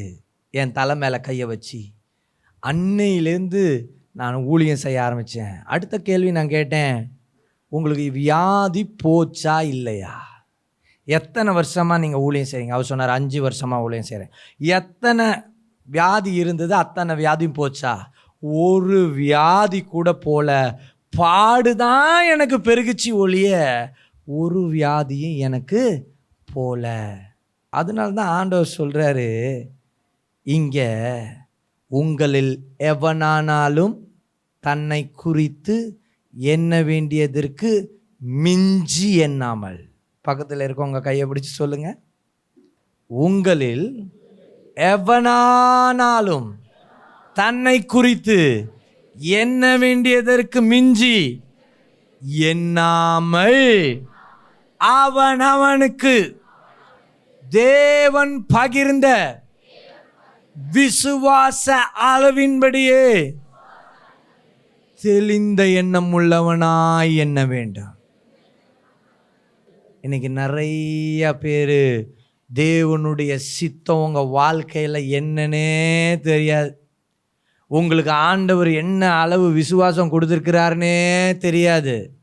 இப்போ நிறைய பேர் தன்னை குறித்து எண்ண வேண்டிய அளவுக்கு எண்ணாமல் மிஞ்சி என்றதுனால பிசாசு உங்களை தாக்குகிறான். இப்போது பிசாசை மேற்கொள்கிறதுக்கு உங்களுக்கு என்ன வேணும்? உங்கள் விசுவாசத்தின் அளவு என்ன? இப்போ கேள்வி அதுதான். காலையில் ஒருத்தர் எனக்கு ஃபோன் அடித்தார், பாஸ்டர் இப்போ நான் நடக்க முடியாமல் படுத்த படுக்கையாக இருக்கேன் பாஸ்டர் அப்படின்னாரு. எனக்கு மனசு கஷ்டம். சரி, அவருக்கு நம்ம ஹெல்ப் பண்ணலாம். நேற்று கூட்டத்தில் வந்தவங்க ஒருத்தவங்களுக்கு கூட நான் ஜெபிக்கலன்னு யாராவது சொல்ல முடியுமா? கர்த்தருடைய கரம் அங்கே இருக்குதுன்றது எனக்கு தெரியும். அதனால் நான் யாரையும் நெக்லெக்ட் பண்ண முடியாது. ஒரு மனுஷனுக்கு நான் 2 நிமிஷம் ஸ்பெண்ட் பண்ணலாம், இன்னொரு மனுஷனுக்கு நான் 1/4 மணி நேரம் ஸ்பெண்ட் பண்ண வேண்டியதாக இருக்கும். இன்னொருத்தவங்களுக்கு நான் 10 நிமிஷம் ஸ்பெண்ட் பண்ண வேண்டியதாக இருக்கும். இன்னொருத்தவங்களுக்கு நான் 1 நிமிஷம் தான் ஸ்பெண்ட் பண்ண வேண்டியதாக இருக்கும். ஏன்னா அதுக்கு பேர் தான் பரிசுத்த ஆவியின் நடத்துதல். அப்போ ஹெவன்லி கரன்சி ஒரு மனுஷனுக்கு 1 நோட்டு போதும். சில மனுஷனுக்கு பல நோட்டு தேவை. அதனால கொஞ்சம் அங்கே டைமை கொஞ்சம் அதிகமாக ஸ்பெண்ட் பண்ணி அவங்களுக்கு டெலிவர் பண்ண வேண்டிய ஒரு சூழ்நிலை. இதுதான் விசுவாச அளவு. இதில் இவ்வளோ நோட்டு இருக்குது, இவ்வளோ நோட்டும் விசுவாசம். சில பேரை அஃபெக்ட் பண்ண பிசாசு 1 நோட்டு அளவுக்கு தான் இருக்கும். அதுக்கு நான் 1 நிமிஷம் ஸ்பெண்ட் பண்ணிட்டு போவேன், 2 நிமிஷம் ஸ்பெண்ட் பண்ணுவேன். சில பேருக்கு 1 மாதம் ஸ்பெண்ட் பண்ண வேண்டியதாக இருக்கும். சில பேரை கண்டினியூவாக வர வைக்க வேண்டியதாக இருக்கும். ஏன்னா அவங்கள பயிற்சி கொடுக்கணும், அவங்களுக்கு இருக்கிற கிரியையை பலவீனப்படுத்தணும், அதுக்கப்புறம் அவங்கள டெலிவர் பண்ணணும். இது ஒரு போதகருக்கு இருக்க வேண்டிய விசுவாசம். அழைப்புக்கேற்றபடி தேவன் பகிர்ந்து கொடுத்தபடி விசுவாசம் வேணும். ஒருத்தர் பெங்களூர்லேருந்து ஃபோன் பண்ணுவார், நான் நிறைய டெலிவரன்ஸ் மினிஸ்ட்ரியை நான் விரும்பி பார்க்குறது உண்டு பாஸ்டர், ஆனால் இப்போ அதெல்லாம் நிறுத்திட்டேன், உங்கள்த தான் பார்க்குறேன். உங்கள்த பார்க்க பார்க்க பார்க்க பார்க்க சொல்லுங்கள் பிரதர், எனக்கு பொறாமையாக இருக்குது. நான் கேட்டேன், ஏன்? எனக்கு 50 வயசு ஆகுது. சரி ஆகட்டும், ஆனால் அளவுக்கு என்னால் ஊழியம் செய்ய முடியலையா? ஊழியத்துக்கு நான் வரலை, ஆனால் நான் எவ்வளோ நாள் நான் ஜோம் பண்ணேன்னு தெரியுமா அவனுக்கு? நான் சொல்லுவேன், உனக்கு ஆண்டவர் என்ன அளந்து வச்சிருக்கிறாரோ அதுதான் விசுவாசத்தின் அளவு. இப்போ நான் அதுதான் நான் டீச் பண்ணுறேன். எல்லார்ட்டையும் சொல்லுவேன், எல்லாருக்கும் விசுவாசம் இருக்கா? ஆனால் எந்த அளவுக்கு இருக்குன்னு நம்மளுக்கு தெரியாது. நல்லா கேட்டுக்குங்க. ஆனால் விசுவாசத்தை ஒரு மனுஷன் பயிற்சி செய்ய வேண்டும். விசுவாசத்தை இழந்து போகக்கூடாது. முதல்ல இன்னைக்கு டாப்பிக்கில் நம்மள்கிட்ட விசுவாசம் இருக்கா இல்லையான்னு தான் நம்ம பார்க்க போகிறோம். என்கிட்ட விசுவாசம் இருக்குது அப்படின்னு யாரும் சொல்லிட முடியாது. இருக்கா இல்லையா? இதை தான் இன்றைக்கி என்ன பண்ண போகிறோம், டாப்பிக்கை நம்ம பார்க்க போகிறோம். அதனால தான் ஆண்டவர் சொல்கிறாரு, எவனானாலும் தன்னை குறித்து எண்ண வேண்டியதற்கு மிஞ்சி எண்ணாமல் அவனுக்கு தேவன் பகிர்ந்த விசுவாசத்தின் அளவின்படியே தெளிந்த எண்ணம் உள்ளவனாய் எண்ண வேண்டும். நேற்று ஒரு குடும்பத்துக்கு ஒரு பிசாசு தோர்த்தினேன். அப்போ அந்த அம்மாக்குள்ளார இருக்கிற பிசாசு, நான் நினச்சிக்கிட்டேன் சும்மா ஒரு வருஷம் 2 வருஷம் இல்லை 1 மாதம் 2 மாதம் இருக்குன்னு சொல்லி. நேத்தி ரொம்ப கொடுமையெல்லாம் எனக்கு நடந்து போயிடுச்சு. ஒரு பிசாசை நான் துரத்தும் பொழுது, தயவுசெய்து உன் கையை என் மேலேருந்து எடுத்துரு அப்படின்ச்சு. நான் பிசாசு தானே, ஏய் என்ன ஏன் கையை எடுக்க சொல்கிற அப்படின்னா, அது சொன்னிச்சு நான் பொம்பளை பிசாசுன்னுச்சு. நான் எடுத்துட்டேன். அவர் ஒரு ஆம்பளை. இப்போ அவருக்கு நான் பிசாசு தோற்றும் போது செஸ்ட் மேலே கையை வச்சு எரிச்சு ஜோம் பண்ணிட்டு இருக்கேன். அது சொன்னிச்சு, ஏய் கையை எடுத்துரு நீனு அப்படின்ச்சு. நான் எனக்கு டென்ஷன் ஆச்சு. கையை எடுத்துட்டு என்ன அப்படின்னு கேட்டேன். நான் பொம்பளை பிசாசியா, உன் கையை வைக்காதையான்ச்சு. நான் எடுத்துட்டேன். அதுக்கு கூட இச்சை அடக்கம் இருக்கு போல இருக்கு. நான் கையை எடுத்துட்டு அதுக்கப்புறம் துரத்துனேன். போயிடுச்சு. கடைசியில் துரத்துற வரையும் நான் கையை வைக்கல. அதுக்கப்புறம் தலையில் கையை வச்சுட்டேன். நம்ம கொஞ்சம் ரெஸ்பெக்ட் கொடுக்க வேண்டிய சூழ்நிலை ஆயிடுச்சு. ஆமாம், பாருங்க, ஒரு குறிப்பிட்ட குடும்பம் வந்த பிறகு அந்த பிசாசு சொன்னிச்சு, ஏய் நான் 50 வருஷமாக அந்த அம்மாவுக்குள்ளார இருக்கேன்னு தெரியுமாச்சு. 50 வருஷமாக இருக்கியா, நீ எப்படி இருக்க, உன் கதையை சொல்லுன்னு சொல்லி அதுக்கிட்ட கேட்கும் பொழுது அது சொன்னிச்சு, இந்த அம்மாவுடைய அம்மா இருக்காங்களே அவங்க லவ் மேரேஜாம். லவ் மேரேஜ் பண்ண பிறகு மாமியார்காரவங்க என்ன பண்ணிட்டாங்களாம், சூனியம் வச்சுட்டாங்க. நான் அதனால் லவ் பண்ணுறவங்கள்ட்ட நான் சிலர் எனக்கு ஃபோன் அடிப்பாங்க, பாஸ்டர் நான் ஒரு முஸ்லீம் பொண்ணை லவ் பண்ணுறேன், நான் கல்யாணம் பண்ணிமா தேவ சித்தமாக இருக்கேன். நான் சொல்லுவேன், நீ சூனியத்தில் உள்ள போகிறேன். இப்போ நான் மறுபடியும் சொல்கிறேன், அரேஞ்ச் மேரேஜ் பண்ணிக்கிங்க. லவ் மேரேஜ் பண்ணால் அங்கே என்ன நடக்கும், சூனியத்தில் உழ வேண்டியது தான்.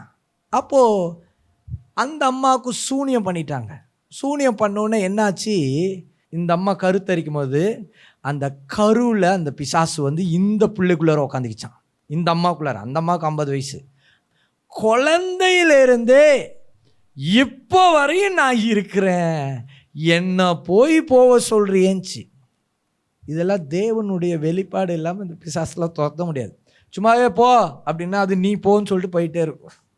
ஆமாம், சரி, இங்கே நான் கிளாஸ்லாம் எடுக்க முடியாது, விசுவாச அளவுக்கு ஏற்ற மாதிரி தான் கிளாஸ் எடுக்க முடியும். சரி, அப்போது அந்த பிசாசை நேற்று கட்டி வச்சுருந்தேன். சரி, அதை எப்படி அதை துரத்தணும், சில காரியங்கள்லாம் ஆண்டவர் வெளிப்படுத்தினார். அதுக்கப்புறம் அவங்கள்ட்ட சில காரியங்களை சொல்லி வைச்சிருக்கிறேன். அதுக்கப்புறம் அது போகிறேன்னு சொல்லி அது சில காரியங்களை சொல்லியிருக்கு. பாருங்கள், இன்றைக்கி ஆண்டவர் சொல்கிறாரு, நம்மளுடைய விசுவாச அளவு என்ன? சரி, ஏன் கர்த்தர் கொடுக்க விசுவாசம் ரொம்ப முக்கியம்? ஏன் விசுவாசம் ஒரு மனுஷனுக்கு முக்கியம் அப்படின்னு பார்த்தீங்கன்னா, ரோமர் 14ஆம் அதிகாரம் 23ஆம் வசனத்தை நம்ம வாசிக்கும் பொழுது, ஒருவன் சமசயப்படுகிறவனாய் புசித்தால் அவன் விசுவாசம் இல்லாமல் புசிக்கிறபடியால் ஆக்கினைக்குள்ளாக தீர்க்கப்படுகிறான். விசுவாசத்தினாலே வராத யாவும் பாவமே. ஆண்டவர் சொல்கிறாரு, ஏன் தேவன் கொடுக்கிற விசுவாசம் ரொம்ப முக்கியம் அப்படின்னு சொல்லி பார்த்தீங்கன்னா, விசுவாசத்தினாலே வராத யாவும் பாவம். இன்றைக்கி உங்களுக்குள்ள காரியம் எப்படி உங்கள்கிட்ட வந்திருக்குது, நடந்தாலும் அங்கே என்ன வேணும், ஃபெய்த். உங்களுக்கு வரக்கூடிய காரியம்லாம் எப்படி வரணும், ஃபெய்த், விசுவாசத்தில் வரணும். அதனால் கர்த்தர் சொல்கிறாரு, விசுவாசம் இல்லாமல் ஒரு மனுஷனுக்கு ஏதாகிலும் கிடைத்திருக்குமானால் அது என்னதான், பாவம். பாவத்தின் சம்பளம் நித்திய ஜீவன் உண்டா? இப்போ நம்மளுக்கு இந்த கடைசி காலத்தில் எது பிரதானமான டீச்சிங் அப்படின்னு சொல்லி பார்த்தீங்கன்னா, விசுவாசத்தை பெற்றுக்கொள்வது. ஹல்லேலூயா. அதனால தான் தேவனாகிய கர்த்தர் அவர் சொல்கிறாரு, அவர் மனுஷகுமாரன் இந்த பூமியில் மீண்டும் வரும் பொழுது விசுவாசத்தை காண்பாரோ? அவர் விசுவாசத்தை பார்க்க முடியாது. விசுவாசத்தை காண்பாரோ? ஒரு கொஸ்டின் மார்க்கு. விசுவாசத்தை பார்க்க முடியுமா? ஒரு பெரிய கொஸ்டின் மார்க்கா இருக்குது தேவ பிள்ளைகளை. இன்னைக்கு ஆண்டவர் சொல்றாரு, நாம் ஒரு விசுவாசிகளாய், உண்மையான விசுவாசிகளாக மாற வேண்டும். நான் எதை பெற்றுக்கொண்டாலும் விசுவாசத்திலே நான் பெற்றுக்கொள்ள வேண்டும். சொல்லுங்க, நான் எதை பெற்றுக்கொண்டாலும் விசுவாசத்திலே பெற்றுக்கொள்ள வேண்டும்.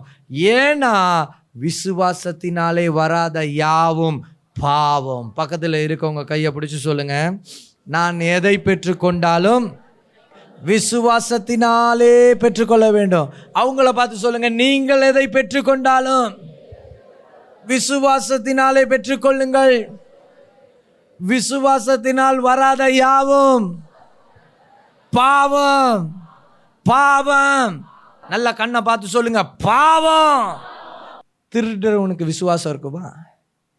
அவனும் ஒரு நம்பிக்கையோட தான் போவான்னு நினைக்கிறேன். அந்த பூட்டை பிடிச்சி திறந்தா அது உடஞ்சிரும். அவனுக்குள்ள அந்த மாதிரி ஏதோ விசுவாசம் இருக்கான்னு தெரியல. அது விசுவாசம் இல்லை, அது திருட்டு. ஆமாம், ஆண்டவர் சொல்கிறாரு, உண்மையாக கத்தரை பற்றி கொண்டு கத்தருடைய கையிலிருந்து நம்ம எல்லாவற்றையும் பெற்றுக்கொள்ள வேண்டும். அதற்கு பேரு தான் விசுவாசம். ஹல்லேலூயா. அதனால தான் விசுவாசம் முக்கியம். சரி, ஒரு கிறிஸ்தவன் தேவனை விசுவாசிக்கும் பொழுது என்ன அடையாளம்லாம் காண முடியும் அப்படின்னு சொல்லி பார்த்தீங்கன்னா நம்ம வாசிக்கலாம். மார்க் 16ஆம் அதிகாரம் 17 18 வசனத்தை நம்ம வாசிக்கும் பொழுது வேதம் சொல்லுகிறது, விசுவாசிக்கிறவர்களால் நடக்கும் அடையாளங்களாவன என் நாமத்தினாலே பிசாசுகளை துரத்துவார்கள். முதல்ல என்னமா? விசுவாசிக்கிறேன் அப்படின்னு நீங்க சொல்லிட்டீங்க அப்படின்னா கர்த்தர் சொல்றாரு, அவருடைய நாமத்தினால பிசாசுகளை என்ன பண்ணுவீங்களா? துரத்துவீர்கள். இன்னைக்கு உங்களுக்குள்ளார இருக்கிற விசுவாசம் இயேசுவின் நாமத்தை சொல்லும் பொழுது உங்களுக்கு விரோதமாய் செயல்படுகிற கிரியைகள் வெளியே போய் இருக்கணும். இப்போ நம்மளை பார்த்து நம்மளே கேட்கணும், அது வெளியே போச்சா இல்லையா? என் விசுவாசம் என்ன அளவு? இன்னும் எவ்வளோ விசுவாசம் எனக்கு தேவை? இதுதான் நம்மளுக்கு கொஸ்டின். அடுத்தது வேதம் சொல்லுது, இந்த விசுவாசிக்கிறவர்களை பார்த்து வேதம் சொல்லுகிறது, நவமான பாஷைகளை பேசுவார்கள். என்ன மாதிரி பாஷையா? நவமான பாஷைகளை பேசுவார். இன்னும் இந்த விசுவாசத்துடைய அடையாளம் என்ன? கர்த்தர் கொடுத்த விசுவாசம் என்ன செய்யும் என்று சொல்லி பார்க்கும் பொழுது வேதம் சொல்லுகிறது, சர்ப்பங்களை எடுப்பார்கள். சர்ப்பங்களை என்ன பண்ணுவாங்களாம்? எடுப்பார்கள். அப்போ பாம்பு பிடிக்கிறவனா விசுவாசம் உள்ளவனா? சர்ப்பங்களை எடுப்பார்கள்னா என்ன சொல்லுங்க, யாராவது ஒரு ஆன்சர். சர்ப்பங்களை எடுப்பார்கள்னா என்ன? கரெக்டு. இதை நான் ஏற்கனவே டீச் பண்ணியிருக்கேன். சர்ப்பங்களை எடுப்பார்கள்னா நல்லா கேட்டுக்குங்க, ஒரு அம்மாக்குள்ளார பிசாசு இருக்கு, சர்ப்பம், நான் தான் சர்ப்பம் இருக்கேன் அப்படின்னு ஆடும். உடனே பிசாசு, இப்போ நீ வெளியே வரணும், நான் வெளியே வர மாட்டேன் சொல்லும். உடனே வயிற்றில் மருந்து இருக்கா? ஆமாம், என் பாய்சன் இருக்குது. உடனே நம்ம என்ன பண்ணுறோம்? இயேசுவின் நாமத்தினாலே இப்பொழுது அதெல்லாம் வெளியே வரணும். இப்போ என்ன வெளியே வருது? சர்ப்பத்தின் வித்து. அந்த சர்ப்பத்தின் வித்து வெளியே வந்தோடனே அந்த சர்ப்பம் என்னாச்சு? வெளியே எடுத்தாச்சு. அதனால தான் ஆண்டவர் சொல்கிறாரு, சர்ப்பங்களை எடுப்பார்கள். சிலர் கிறிஸ்டியானிட்டியில் விசுவாசம் இல்லாமல் பேசுவாங்க. பேயும் இல்லை, பில்லி சூனியமும் இல்லை, எதுவுமே இல்லை, நீ இயேசு கிறிஸ்துவை மாத்திரம் பாரு அப்படின்னு சொல்லி வியாதிப்பட்டுக்கிட்டே இருப்பாங்க. அது இல்லை. எல்லாவற்றையும் ஆராய்ந்து அறிந்து எல்லா சகல வேத ஞானமும் நம்ம பெற்றுக்கொண்டு தேவன் மேலே நம்ம விசுவாசமாக இருக்கணும். அதனால தான் இந்த டீச்சிங். அப்புறம் வேதம் சொல்லியிருக்கிறது, சாவுக்கேதுவான யாதொன்றை குடித்தாலும் அது அவர்களை. அப்படின்னா என்னங்க? இப்போது பில்லி சூனியம் பண்ணி ஏதாவது சேவனம் பண்ணி கொடுத்துருவாங்க. கொடுத்த பிறகு என்ன நடக்கும் அப்படின்னு சொல்லி பார்த்தீங்கன்னா, இவனுக்கு வியாதி வரணும், இந்த கேன்சர் வியாதி சாகணும் அப்படின்னு சொல்லி என்ன பண்ணிடுவாங்க? செஞ்சு கொடுத்துருவாங்க. கொடுத்தோடனே இவர் உட்கொண்ட பிறகு கேன்சர் வியாதி அது உருவாக்கணுன்னே இவர் யார், இவர் விசுவாசின்னு சொல்லுவார், இவர் ஜெபிக்கிறவருன்னு சொல்லுவார். ஆனால் வந்துட்டு அந்த வியாதி உள்ளார வந்துடுச்சு. ஏன் எனக்கு வந்ததுன்னே தெரில. கடைசியில் ஜெபிக்கும் பொழுது மாமியார்கிட்ட பிசாசு ஆடி சொல்லும், நான் தான் கேன்சரை இவனுக்கு கொடுத்தேன், நான் தான் இவனுக்குள்ளார கிடக்கிறேன். எப்படி வந்த? நான் அதிர்சத்தின் வழியாய் வந்தேன். இப்போ அந்த அதிர்சம் என்னது? சாவுக்கு ஏதுவான விஷயம். இப்போ கொஸ்டின் என்ன அப்படின்னா, நான் ஒரு விசுவாசியாக இருக்கிறேன், சாவுக்கு ஏதுவான விஷயம் ஏன் என்னை தாக்குது? அப்போ என்னுடைய விசுவாசம் அளவு என்ன? இன்னும் எவ்வளவு விசுவாசம் எனக்கு தேவை? என் விசுவாச பிரயாணம் என்ன? ஏன் என் விசுவாசம் செயல்படாமல் இருக்குது? நான் விசுவாசத்தை பெற்று இருக்கிறேனா இல்லையா? இது எல்லாமே கேள்வியாக வருதா இல்லையா? இப்போ எத்தனை பேருக்கு இந்த கேள்வி வருதுன்னா கையை உயர்த்தி சொல்லுங்கள். வருது. அப்போ இந்த கேள்வி வந்துடுச்சுனாலே நம்ம உண்மையாக நம்மள்கிட்ட விசுவாசம் செயல்படுதா இல்லையான்ற ஒரு டவுட் வந்துடுது. உண்மையாக செயல்படுதா இல்லையான்றது ஒரு டவுட்டில் இருக்கிறோம். ஆண்டவர் சொல்கிறாரு, உங்கள்கிட்ட விசுவாசம் இருந்தால் கர்த்தருடைய நாமத்தினாலே பிசாசுகளை துரத்துவீர்கள், நவமான பாஷைகளை நீங்கள் பேசுவீர்கள், சர்ப்பங்களை எடுப்பீர்கள், சாவுக்கேதுவான யாதொன்றை குடித்தாலும் அது அவர்களை சேதப்படுத்தாது. அடுத்தது ஆண்டவர் சொல்றாரு, வியாதியஸ்தர் மேல் கைகளை வைப்பார்கள், அப்பொழுது அவர்கள். இது எல்லாமே விசுவாசத்துடைய அடையாளமாக இருக்குது. இன்னைக்கு ஒரே ஒரு கேள்வி, நம்மள்கிட்ட இருக்கிற விசுவாசம் என்ன குவாலிட்டியான விசுவாசம்? அந்த விசுவாசத்தை எப்படி செயல்படுத்துறது? ஏன் விசுவாசம் செயல்படாமல் இருக்கு? எப்பொழுது விசுவாசம் செயல்படாமல் இருக்கும்? அநேக நேரத்தில் இந்த விசுவாசத்தின் அடையாளங்கள் நம்முடைய வாழ்க்கையில் நடப்பது கிடையாது. ஏன்? இந்த கேள்விக்கு தான் இன்னைக்கு ஃபைனலாக ஆன்சர் பார்க்க போகிறோம். ஆண்டவர் சொல்கிறாரு, நம்மளுடைய விசுவாசத்தை தாக்கும் 4 பிசாசின் ஆயுதங்களை குறித்து தான் நம்ம பார்க்க போகிறோம். உங்களுடைய விசுவாசத்தை தாக்கும் 4 பிசாசின் ஆயுதங்கள் இது என்ன அப்படின்னு சொல்லி பார்த்தீங்கன்னா, ஆண்டவர் முதலாவது சொல்லுகிறார், ஒரு கிறிஸ்தவன் எப்படியாப்பட்ட வாழ்க்கை வாழணும் அப்படின்னா, நீதியான வாழ்க்கை வாழாமல் இருக்கும் பொழுது விசுவாசம் கிரியை செய்யாது. சண்டே சபைக்கு வருவது தேவனுடைய நீதி. நான் சபைக்கு வரமாட்டேன், அன்னைக்கு ஒரு கல்யாணத்துக்கு போயிடுவேன். கல்யாண சாப்பாடு சாப்பிட்டுட்டு பாஸ்டருக்கு ஃபோன் பண்ணி, பாஸ்டர் இன்னைக்கு ஒரு கல்யாணம் இருந்தது, அதனால நான் அங்கே போயிட்டு வந்துட்டேன், என்னால் ஒன்றும் செய்ய முடியல, அது முக்கியமான கல்யாணம். இப்போ நான் சொல்கிறேன், இது நீதியா அநீதியா? இப்போ ஒரு கேள்வி கேட்குற, இவருக்கு ஒரு பிரச்சனை, இவருக்கு நான் ஜெபிக்கணும், அந்த ஜெபத்தில் அவருடைய விசுவாசத்தின் அளவுபடி தான் கிரியை நடக்கும். அவர்கிட்ட விசுவாசம் இல்லாததுனால அங்கே கிரியை நடக்குமா நடக்காதா? இல்லை அவரே தனக்காக ஜெபிக்கும் பொழுது, ஆண்டவரே எனக்கு இந்த காரியத்தை செய்யுங்க அப்படின்னு சொல்லி ஜெபிக்கும் பொழுது அங்கே காரியத்தை கர்த்தர் செய்வாரா செய்ய மாட்டாரா? செய்ய மாட்டார். அதனால தான் ஆண்டவர் சொல்கிறாரு, விசுவாசம் நம்மளுடைய வாழ்க்கையில் செயல்படணும்னா நீங்கள் ஒரு நீதிமானாக இருக்கணும். அல்லேலூயா. உங்களுக்கு வயது முதிர்ந்த பெற்றோர்கள் இருக்கிறாங்க, அவங்கள நீங்கள் கவனிக்கவே இல்லை, அது நீதியா அநீதியா? அப்போது விசுவாச கிரியை செய்யுமா செய்யாதா? இதனால தான் விசுவாச கிரியை செய்யலை.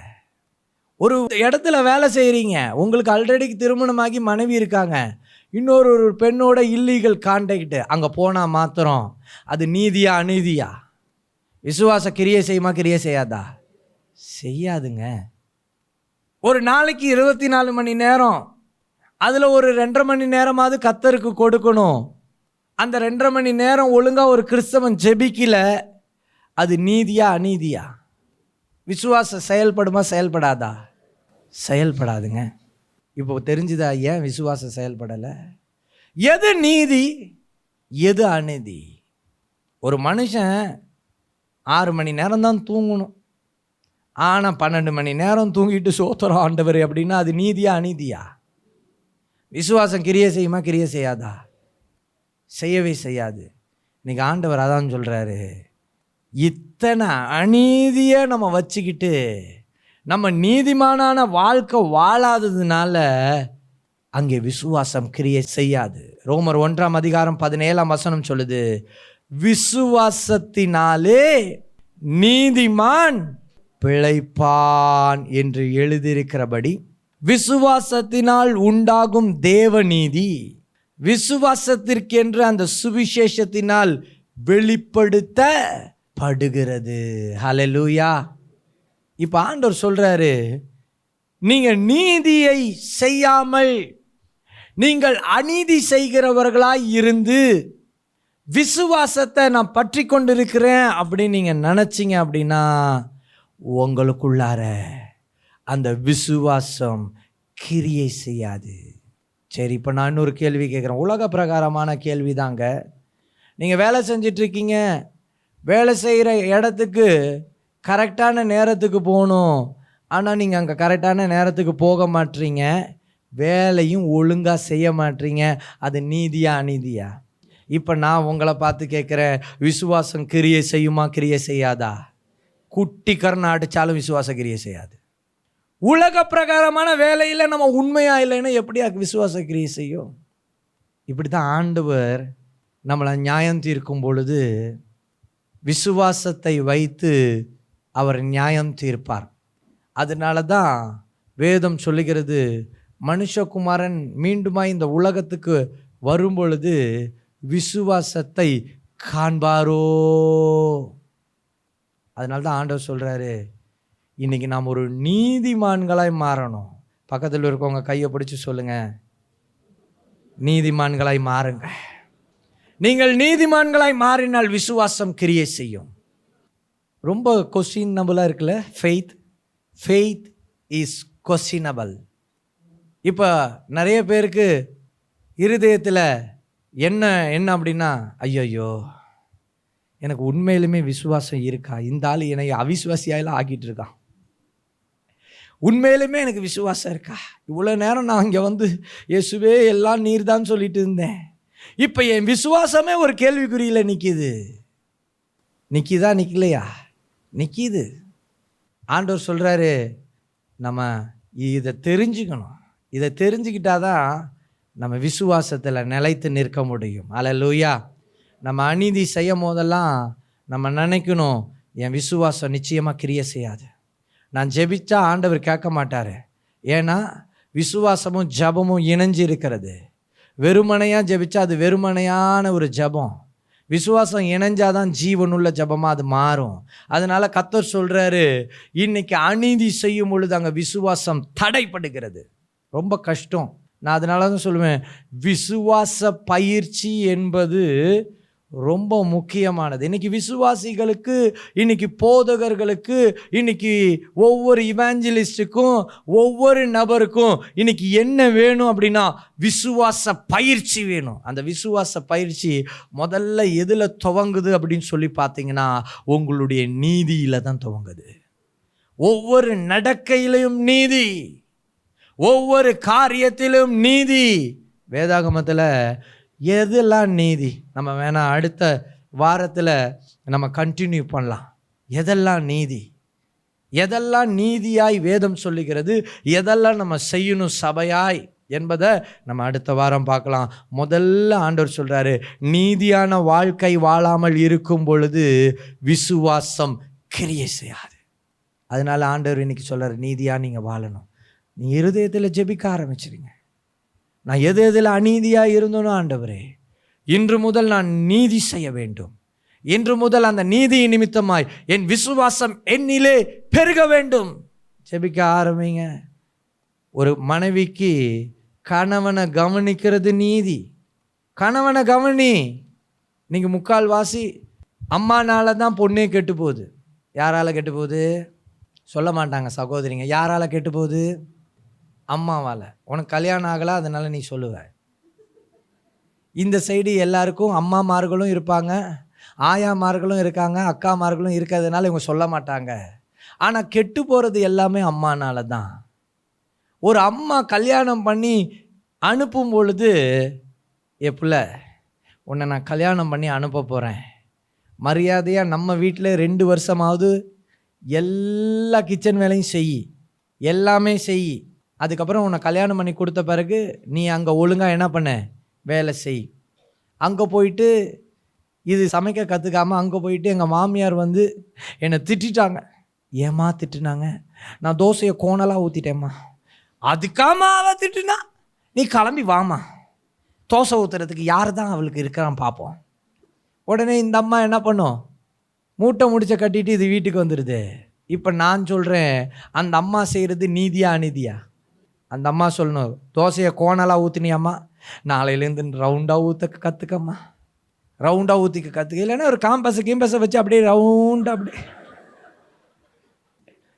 தோசை கொஞ்சம் ரவுண்டாக வரும். இப்போ பார்த்தீங்கன்னா, அன்றைக்கி நான் பார்த்தேன், தோசை சுடுற மிஷின் வந்துருச்சிங்க பாருங்க. அநியாய கொடுமையாக இருக்குது.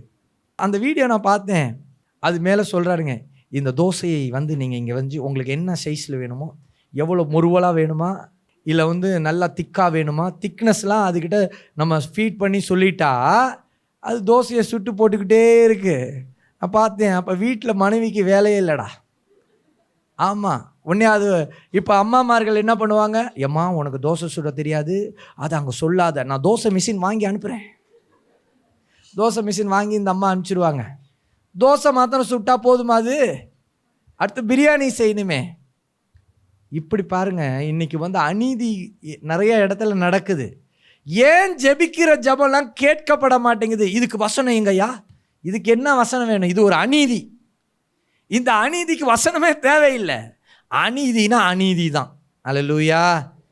உங்கள் பொண்ணை நீங்கள் வளர்க்கும் பொழுது அரைகுறை ஆடை போட்டு வச்சு அதுக்கு பேண்ட்டு சட்டையெல்லாம் போட்டுவிட்டு, அம்மா அழகாக இருக்கம்மா, போகிற வீட்டில் அந்த மாமியாருக்கு அது பிடிக்காது. இது பேண்ட்டை போட்டு, இப்போ நான் பார்க்குறது எல்லாமே ரொம்ப ஆச்சரியமாக இருக்குது. இப்போ ட்ரெஸ்ஸிங் சென்ஸ் எல்லாம் ரொம்ப ஆச்சரியமாக இருக்குது.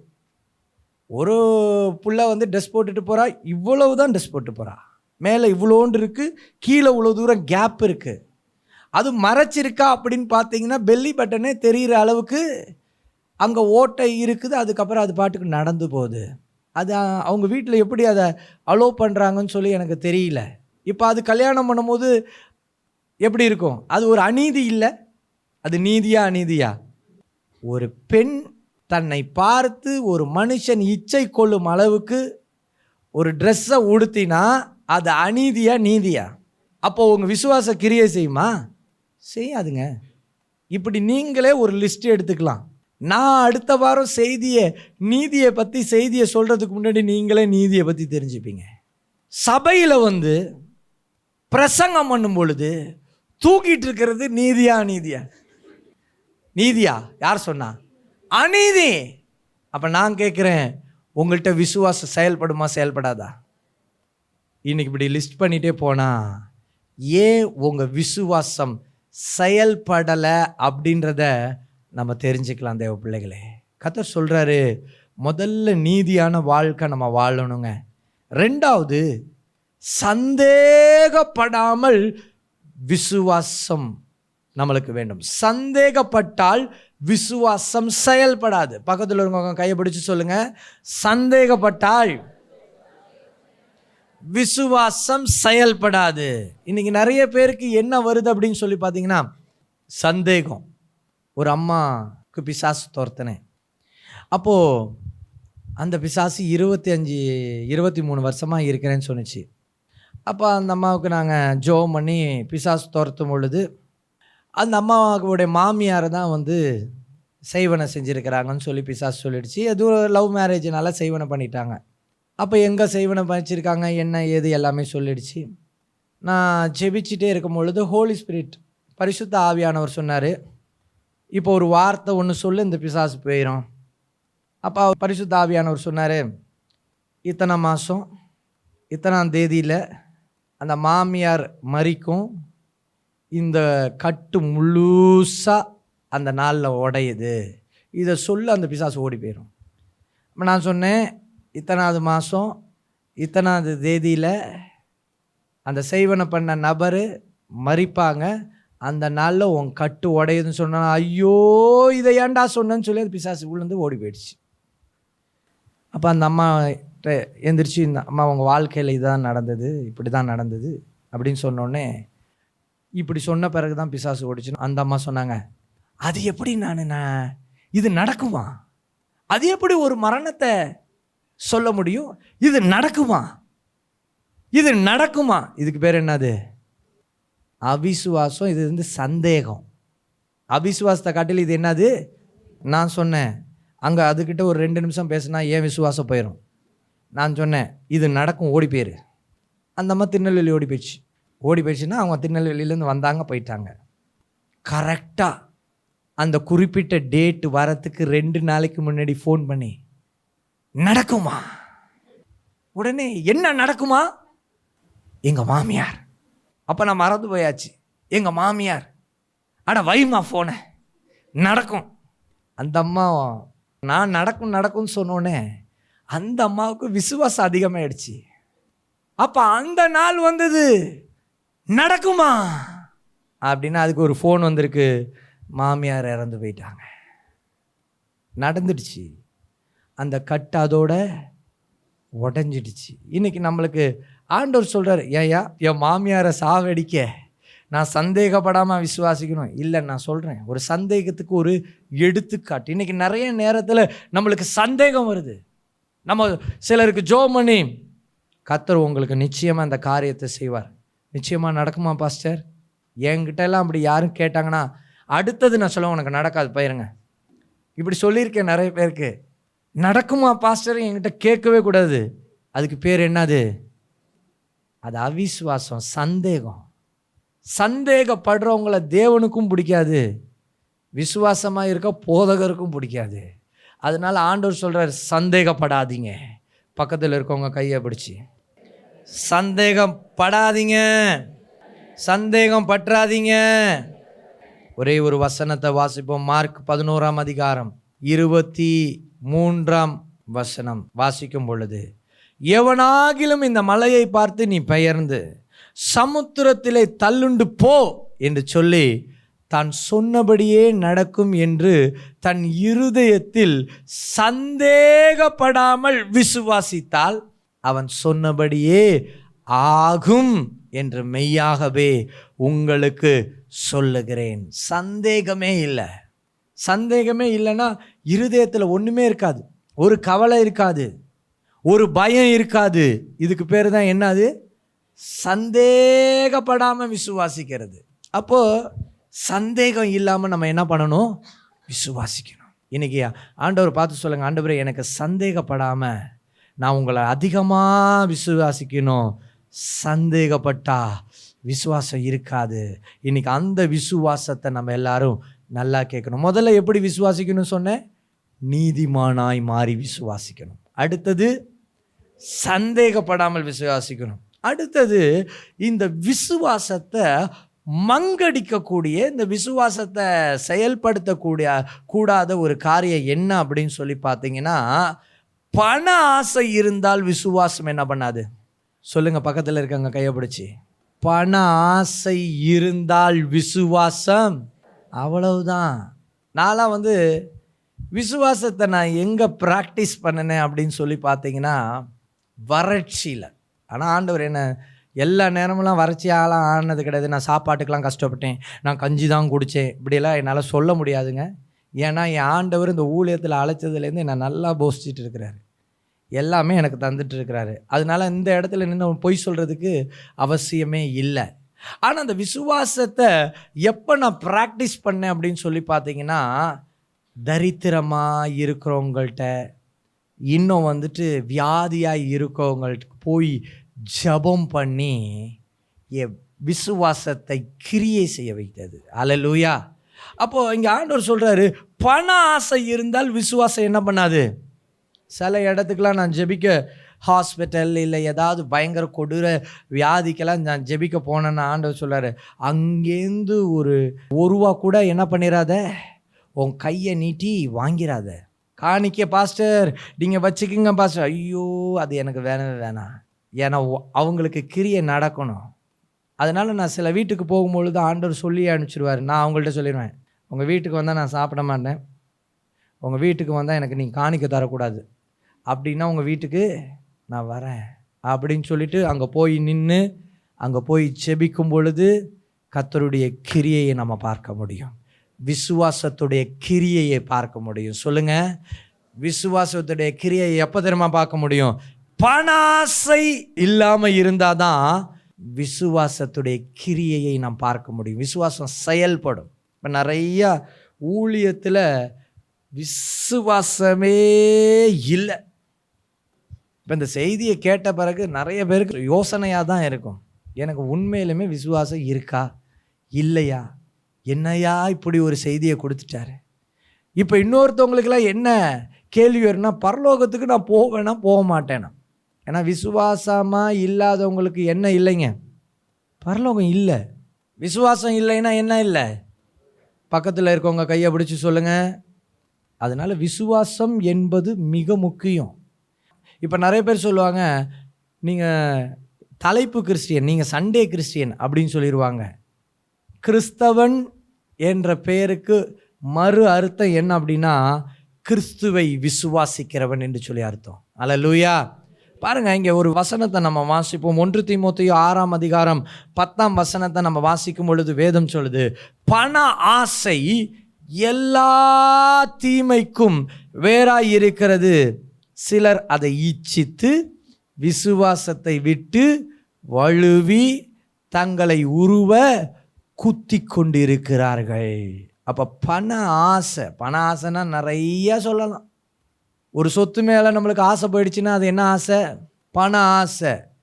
அப்போ பண ஆசை வந்துடுச்சுன்னா சண்டை. அந்த சொத்து எனக்கு தான் வேணும். நேத்தி துரத்தின முக்கால்வாசி பிசாசு எல்லாம் சொத்து ஆசைப்பிடிச்சி செய்வன மந்திரவாதம் பண்ண குடும்பத்துக்கு தான் நிறையா பேய்களை துரத்திட்டு இருந்தேன். இப்போ என்ன இங்கே செயல்படுது? பண ஆசை. பாஸ்டர், அந்த சொத்தை நான் விடவே மாட்டேன், என் தலையை வெட்டி போட்டாலும் நான் விடவே மாட்டேன் அந்த சொத்தை. உனக்கு என்ன இருக்குது? இப்போ நான் விசுவாசத்தோடு நீங்கள் ஜெபிக்கிறீங்க, ஆண்டவரே அந்த சொத்தை எனக்கு தாரும் ஆண்டவரே, நீர் எனக்கு தாரும் ஆண்டவரே, நான் விசுவாசிக்கிறேன் கர்த்தாவே. இப்போ அந்த விசுவாசம் செயல்படுமா செயல்படாதா? என்ன ஆசையோடு ஜெபம் பண்ணிட்டு இருக்கீங்க? ஆண்டவர் சொல்கிறாரு, உங்கள்கிட்ட இருக்கிறத ஒருத்தவன் பிடுங்குறான்னா என்ன பண்ணுமா? எல்லாத்தையும் விட்டுட்டு வந்துடுன்றாரு. அதனால் என்கிட்ட ஆலோசனை கேட்டாங்கன்னா அந்த சொத்தை கொடுத்துருங்கன்னு சொல்லிடுவேன். அப்படி சொல்லிட்டா அடுத்தது என்னை பார்க்குறதுக்கு ஜெபிக்கிறதுக்கு வரமாட்டேங்கிறாங்க. இந்த ஆள் ஒரு அவிசுவாசி. இந்த பாஸ்டர்ட்டு விசுவாசமே இல்லை. பார்த்தியா அந்த ஆள் கண்ணை பார்த்தியா? விசுவாசமே அந்த பாஸ்டர்ட்ட இல்லை. அவிசுவாசமாக பேசுகிற ஆள்கிட்ட எதுக்கு நம்ம போகணும் அப்படின்னு சொல்லிட்டு போயிடுறாங்க. ஆனால் ஆண்டவர் சொல்கிறாரு, பண ஆசை இருந்தால் விசுவாசம். இப்படி இந்த பண ஆசையை வச்சு நம்ம பேசுகிறோன்னு வச்சிங்களேன், நிறைய பேசிக்கிட்டே இருக்கலாம். ஒரு மனுஷனை ஏமாற்றி பணம் நம்ம சம்பாதிக்கிறோம் அப்படின்னா அதுக்கு பேர் என்ன சொல்லுங்க? அப்போ அது இருந்தால் விசுவாசம் செயல்படுமா? செயல்படாது. இன்றைக்கி யார்கிட்ட பண ஆசை? மாமியார் வீட்டில் போயிட்டு மாமனார், நீ எனக்கு 3 லட்சம் காசு தரலைன்னா உன் பொண்ணை உன் வீட்டுக்கு அனுப்பிடுவேன். இது பண ஆசையா என்ன ஆசை? வந்தா சொத்தோட வாடி, இல்லைன்னா நீ அங்கே செத்து போடி. இதுக்கு பேர் என்ன ஆசை? அப்போ இவர் ஊழியம் செய்வாராம். இது என்னது? ஊழியமா அட்டூழியமா? இது அட்டூழியம். இந்த ஊழியக்காரர்கிட்ட உங்க விசுவாச கிரியை செய்யணும்னு நீங்கள் நினைக்கிறீங்க? எந்த ஊழியக்காரன் எந்த ஒய்ஃப் வீட்டில் பணத்தை தாடி பணத்தை வாடின்னு சொல்லி கூப்பிடுறாரோ அந்த ஊழியக்கார்கிட்ட விசுவாசமே இல்லை. எந்த விசுவாசி ஒய்ஃப் வீட்டில் பணத்தை கேட்குறாரோ அந்த விசுவாசிக்கிட்ட என்ன இல்லை? என்ன விசுவாசமே போன மாதிரி சவுண்டு கேட்குது. கொஞ்ச நேரத்தில் சபையே காலி ஆயிரும் போல இருக்கு.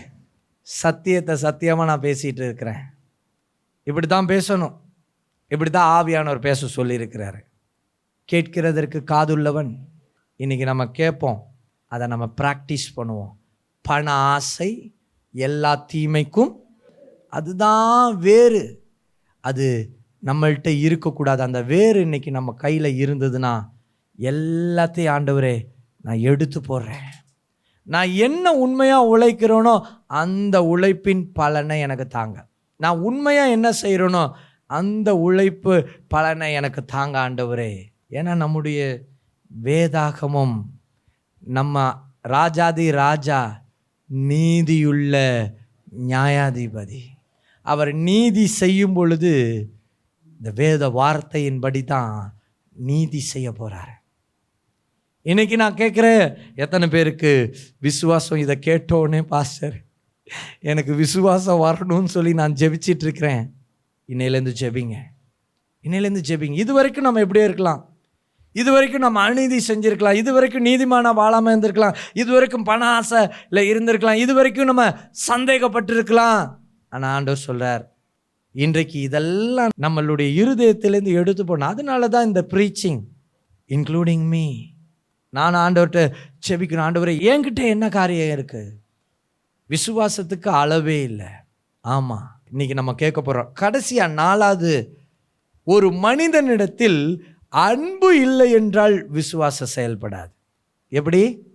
ஒரு மனுஷன்ட்ட அன்பு இல்லைன்னா விசுவாசம் செயல்படாது. கலாத்தியர் 5ஆம் அதிகாரம் 6ஆம் வசனம். கிறிஸ்து இயேசுவின் இடத்தில் விருத்த சேதனமும் விருத்த சேதனம் இல்லாமையும் ஒன்றுக்கும் உதவாது. அன்பினால் கிரியை செய்கிற விசுவாசமே உதவும். அல்லேலூயா. நல்லா கேட்டுங்க, விசுவாசம் எப்படி செயல்படணும்? அன்புல தான் விசுவாசம் செயல்படும். பக்கத்தில் இருக்கவங்க கையை பிடிச்சி சொல்லுங்க, அன்புல தான் விசுவாசம் செயல்படும். அதனால தான் வேதம் சொல்லுது, தேவன் அன்பாகவே இருக்கிறார்.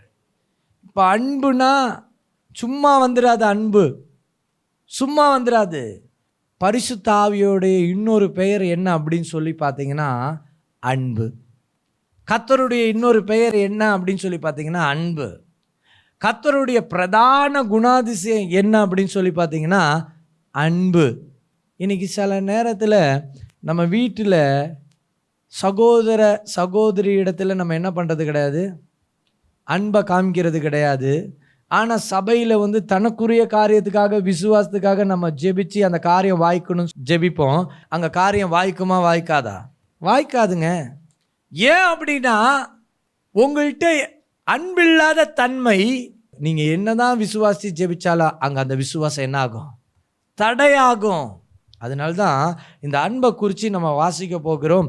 1 கொரிந்தியர் 13ஆம் அதிகாரம் 1-10 வசனத்தை நம்ம வாசிக்கும் பொழுது வேதம் சொல்லுது, நான் மனுஷர் பாஷையிலும் தூதர் பாஷைகளிலும் பேசினாலும் அன்பு எனக்கு இராவிட்டால் சத்தமிடுகிற வெண்கலம் போலவும் ஓசையிடுகிற கைத்தாளம் போலவும் இருப்பேன்.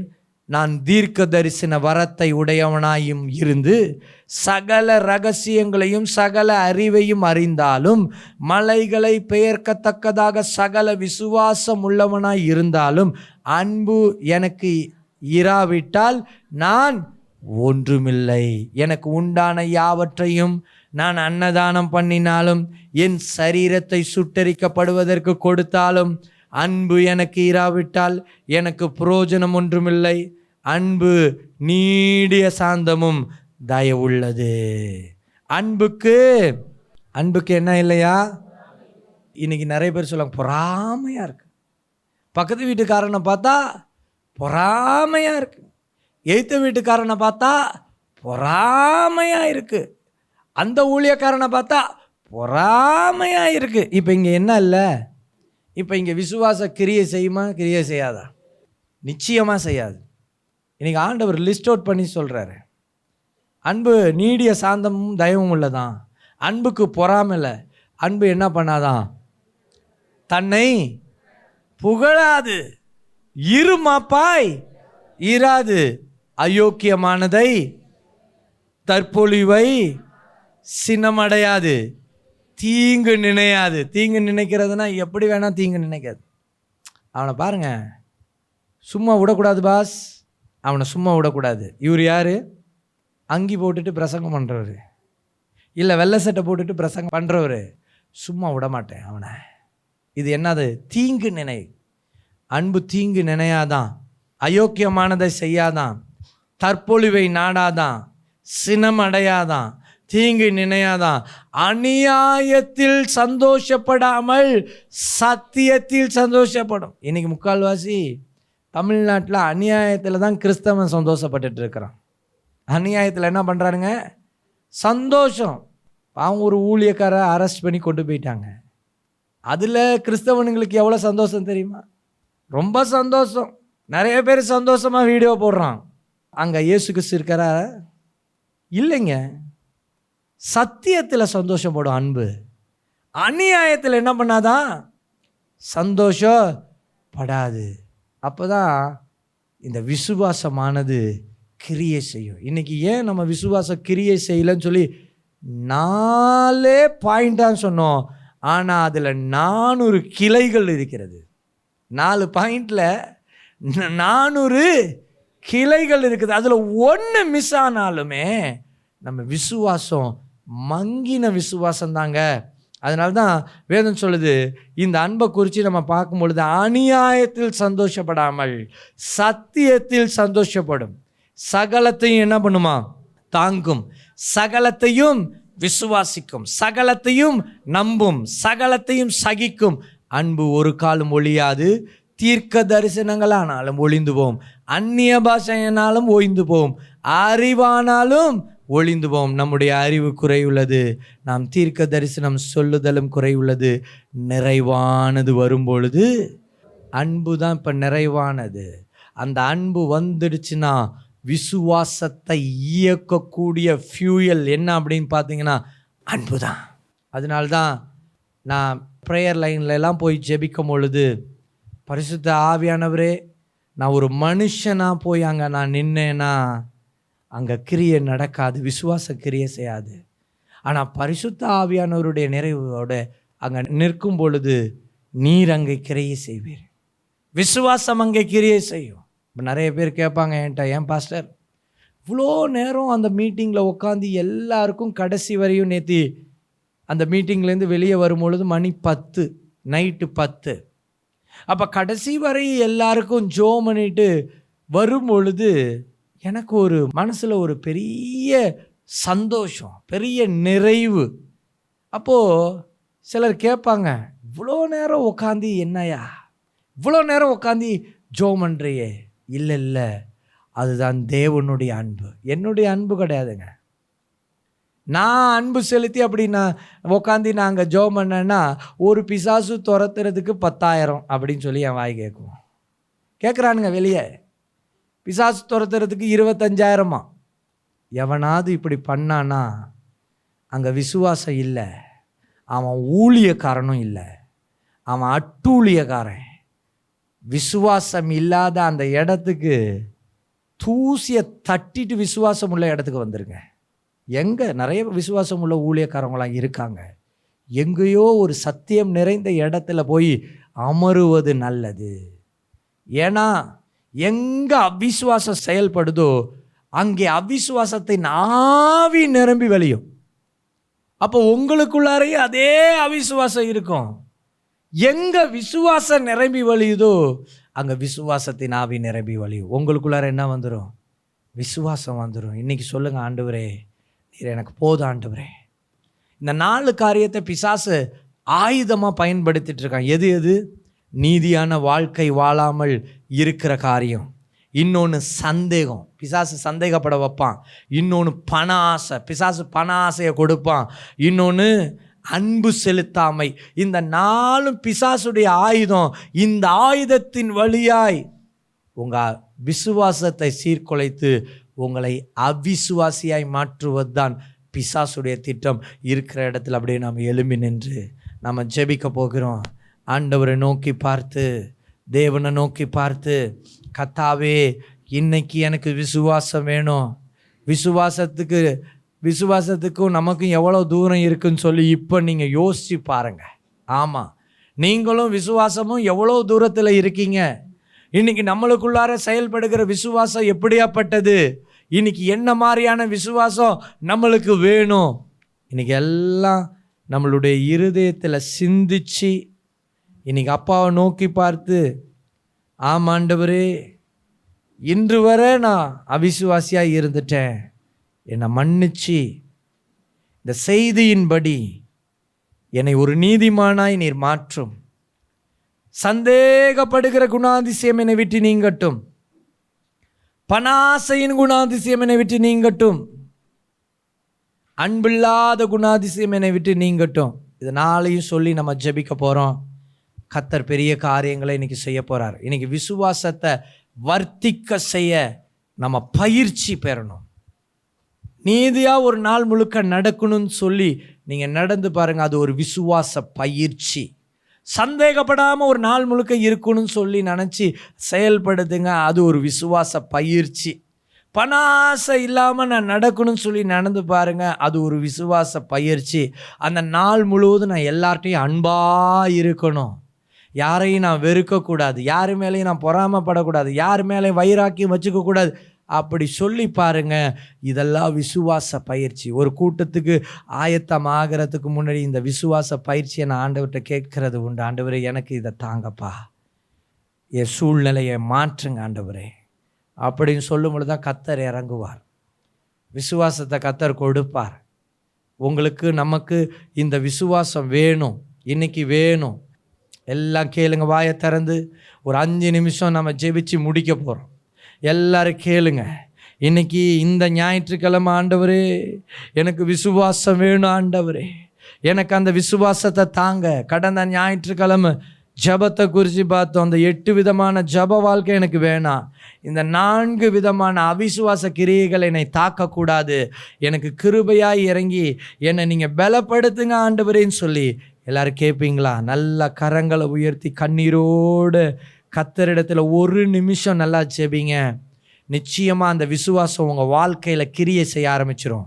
இனிதான் நீங்கள் ஒரு உண்மையான விசுவாசியாக மாற போகிறீங்க. இனிதான் கர்த்தர் உங்கள் மூலமாக கிரியை செய்ய போகிறார். இனிதான் உங்களுடைய ஜபத்தை அவர் கேட்க போகிறார். எல்லாம் கேட்பீங்களா? ஆண்டவரை நோக்கி பார்த்து, அந்த விசுவாசம் எனக்கு வேண்டும் ஆண்டவரே. Thank you Lord. வேதம் சொல்லுகிறது, ஒருவனும் இந்த உலகத்தில் நீதிமான் அல்ல, கிருபையினாலே விசுவாசம் ஸ்திரப்படுத்தப்படும். அப்பாவை நோக்கி பார்த்து சொல்லுங்க, அந்த கிருபை எனக்கு தாங்க ஆண்டவரே. அந்த கிருபை என் தகுதி இல்லாத எங்களை தகுதிப்படுத்துங்க ஆண்டவரே.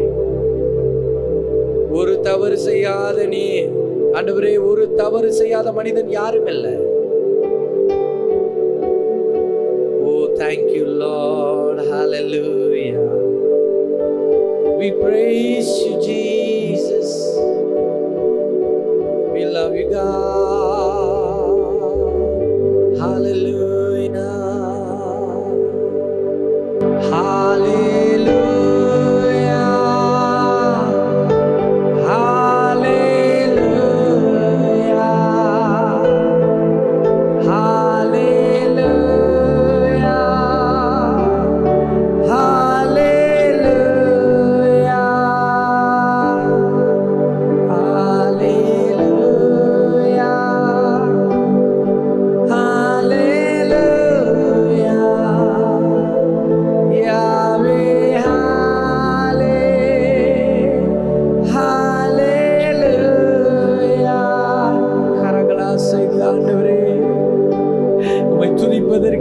தகுதிப்படுத்தி இந்த உலகத்தில் நாங்கள் நீதியான வாழ்க்கையை வாழுவதற்கு உண்மையான விசுவாசம் என்ன என்பதை நாங்கள் அறிந்து கொண்டோம். மாய்மாலமான கிறிஸ்துவ வாழ்க்கை எங்களுக்கு வேண்டாம் ஆண்டவரே. மாய்மாலமான கிறிஸ்துவ வாழ்க்கை எங்களுக்கு வேண்டாம். பரிசுத்த ஆவியானவர் எங்களை நீர் ஆட்கொள்ளும்படியாக, நீர் எங்களோடு இருக்கும்படியாக எங்களை நாங்கள் தாழ்த்துகிறோம் ஆண்டவரே. எத்தனையோ முறை அன்பற்ற காரியங்களை நாங்கள் செய்திருக்கிறோம், அன்பில்லாமல் நாங்கள் வாழ்ந்திருக்கிறோம். அதனால எங்க விசுவாசம் தடையானதை இன்றைக்கு நாங்கள் அறிந்து கொண்டோம் அப்பா. எத்தனையோ முறை பண ஆசையோடு நாங்கள் வாழ்ந்திருக்கிறோம், அதனால் விசுவாசம் தடையானதை நாங்கள் இன்றைக்கு கேட்டோம் ஆண்டவரே. ராஜா ஆண்டவரை நோக்கி பார்த்து எத்தனையோ முறை நான் சந்தேகத்தோடு இருந்திருக்கிறேன். அதனால என் விசுவாசம் வற்றி போயிடுச்சு, விசுவாசம் இல்லாம போயிடுச்சு. ஆண்டவரே ராஜா, ஆண்டவரை நோக்கி பார்த்து கேளுங்க. நல்ல குணாதிசயங்கள், நீதியை செய்யாததினால் என் விசுவாசம் மங்கினதே.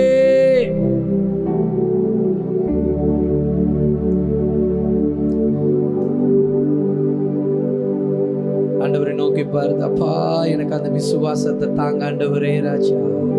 சபையா கண்ணீரோட நீங்க கேளுங்க. ஒரு மாற்றத்தோட நீங்க இன்னைக்கு போகணும். ஏதோ எல்லா வாரமும் வரும், ஏதோ செய்தியை கேட்கிறோம், ஏதோ நம்ம வாழ்க்கையில ஒரு மாற்றமும் இல்லைன்னா அது பிரயோஜனமே இல்லை. தேவ பிள்ளையே, ஆண்டவர்கிட்ட சொல்லுங்க, இன்னைக்கு நான் ஏதோ ஒன்றை கற்றுக்கொண்டேன், அதை நான் பயிற்சி செய்ய எனக்கு கிருபை தாங்க ஆண்டவரே. எனக்கு கிருபை தாரு, எனக்கு கிருபை தாரும் ஆண்டவரே. அந்த கிருபையை தாரும். நேரலையை பார்த்து கொண்டிருக்கிறவர்களுக்கு அந்த கிருபையை நீர் கொடும்.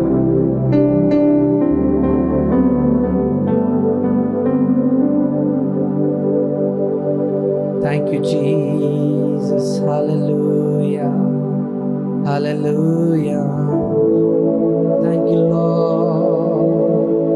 எல்லா ராஜாதி ராஜாவை நோக்கி பார்த்து, ஆண்டவரே, விசுவாசத்தால் எல்லாம் கூடுமே, அந்த விசுவாசத்தை எனக்கு கொடுப்பீராக. Thank you, Lord. கரங்களை தட்டி ராஜாதி ராஜாவை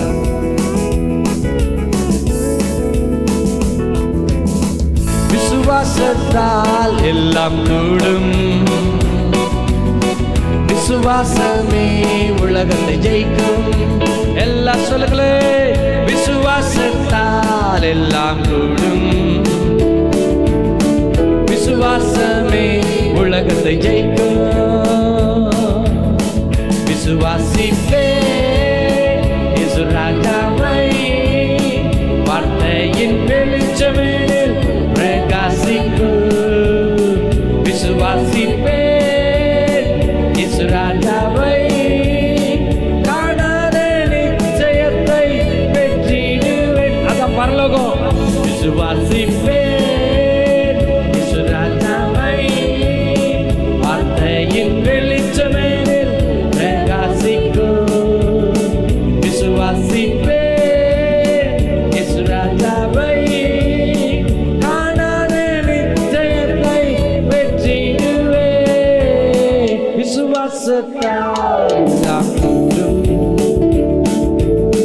விசுவாசமே உலகத்தை ஜெயிக்கும். விசுவாசத்தால், விசுவாசத்தால் எல்லாம் கூடும், விசுவாசமே உலகத்தை ஜெயிக்கும்.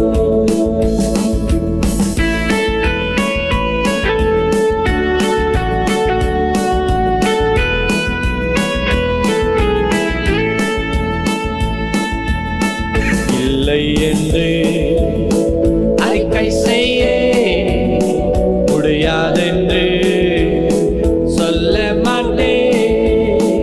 இல்லை என்று அறிக்கை செய்ய முடியாதென்று சொல்ல மாட்டேன். இயேசு நாமத்தால் விசுவாசிப்பேன், நாமத்தில் வெற்றி உண்டு நிச்சயமே. இயேசு நாமத்தால் விசுவாசிப்பேன், நாமத்தில் வெற்றி உண்டு நிச்சயமே. விசுவாசத்தால் தாங்கும், விசுவாசமே உலகத்தை ஜெயிக்கும். விசுவாசத்தால் எல்லாம் கூடும், விசுவாசமே உலகத்தை ஜெயிக்கும்.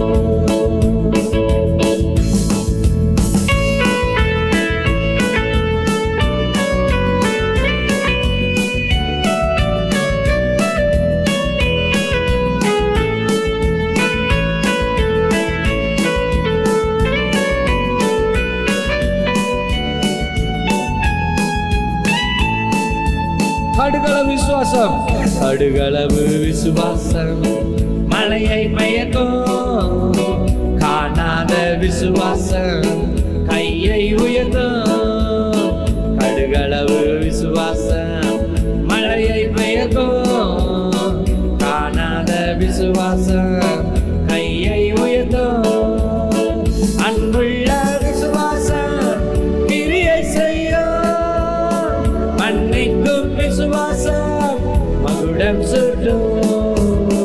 அன்புள்ள விசுவாசம் கிரியை செய்யும்.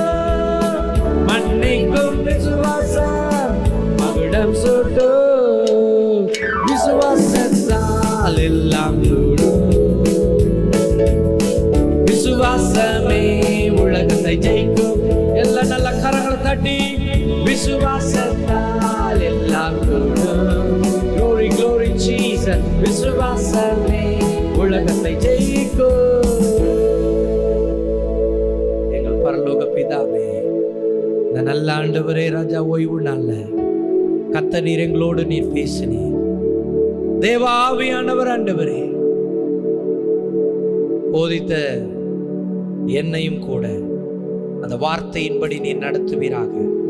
இந்த போதனை கேட்ட விசுவாச பிள்ளைகள் ஒவ்வொருவரும் இந்த வார்த்தையின்படி நடக்க எங்களை இன்னும் விசுவாசத்திலே நீர் பெருக செய்யும்படியாய் இன்னும் ஆண்டவரே ராஜா உடைய வார்த்தையின் பலத்தினாலே நிரப்பும்படியாய் நாங்கள் ஜெபிக்கிறோம்.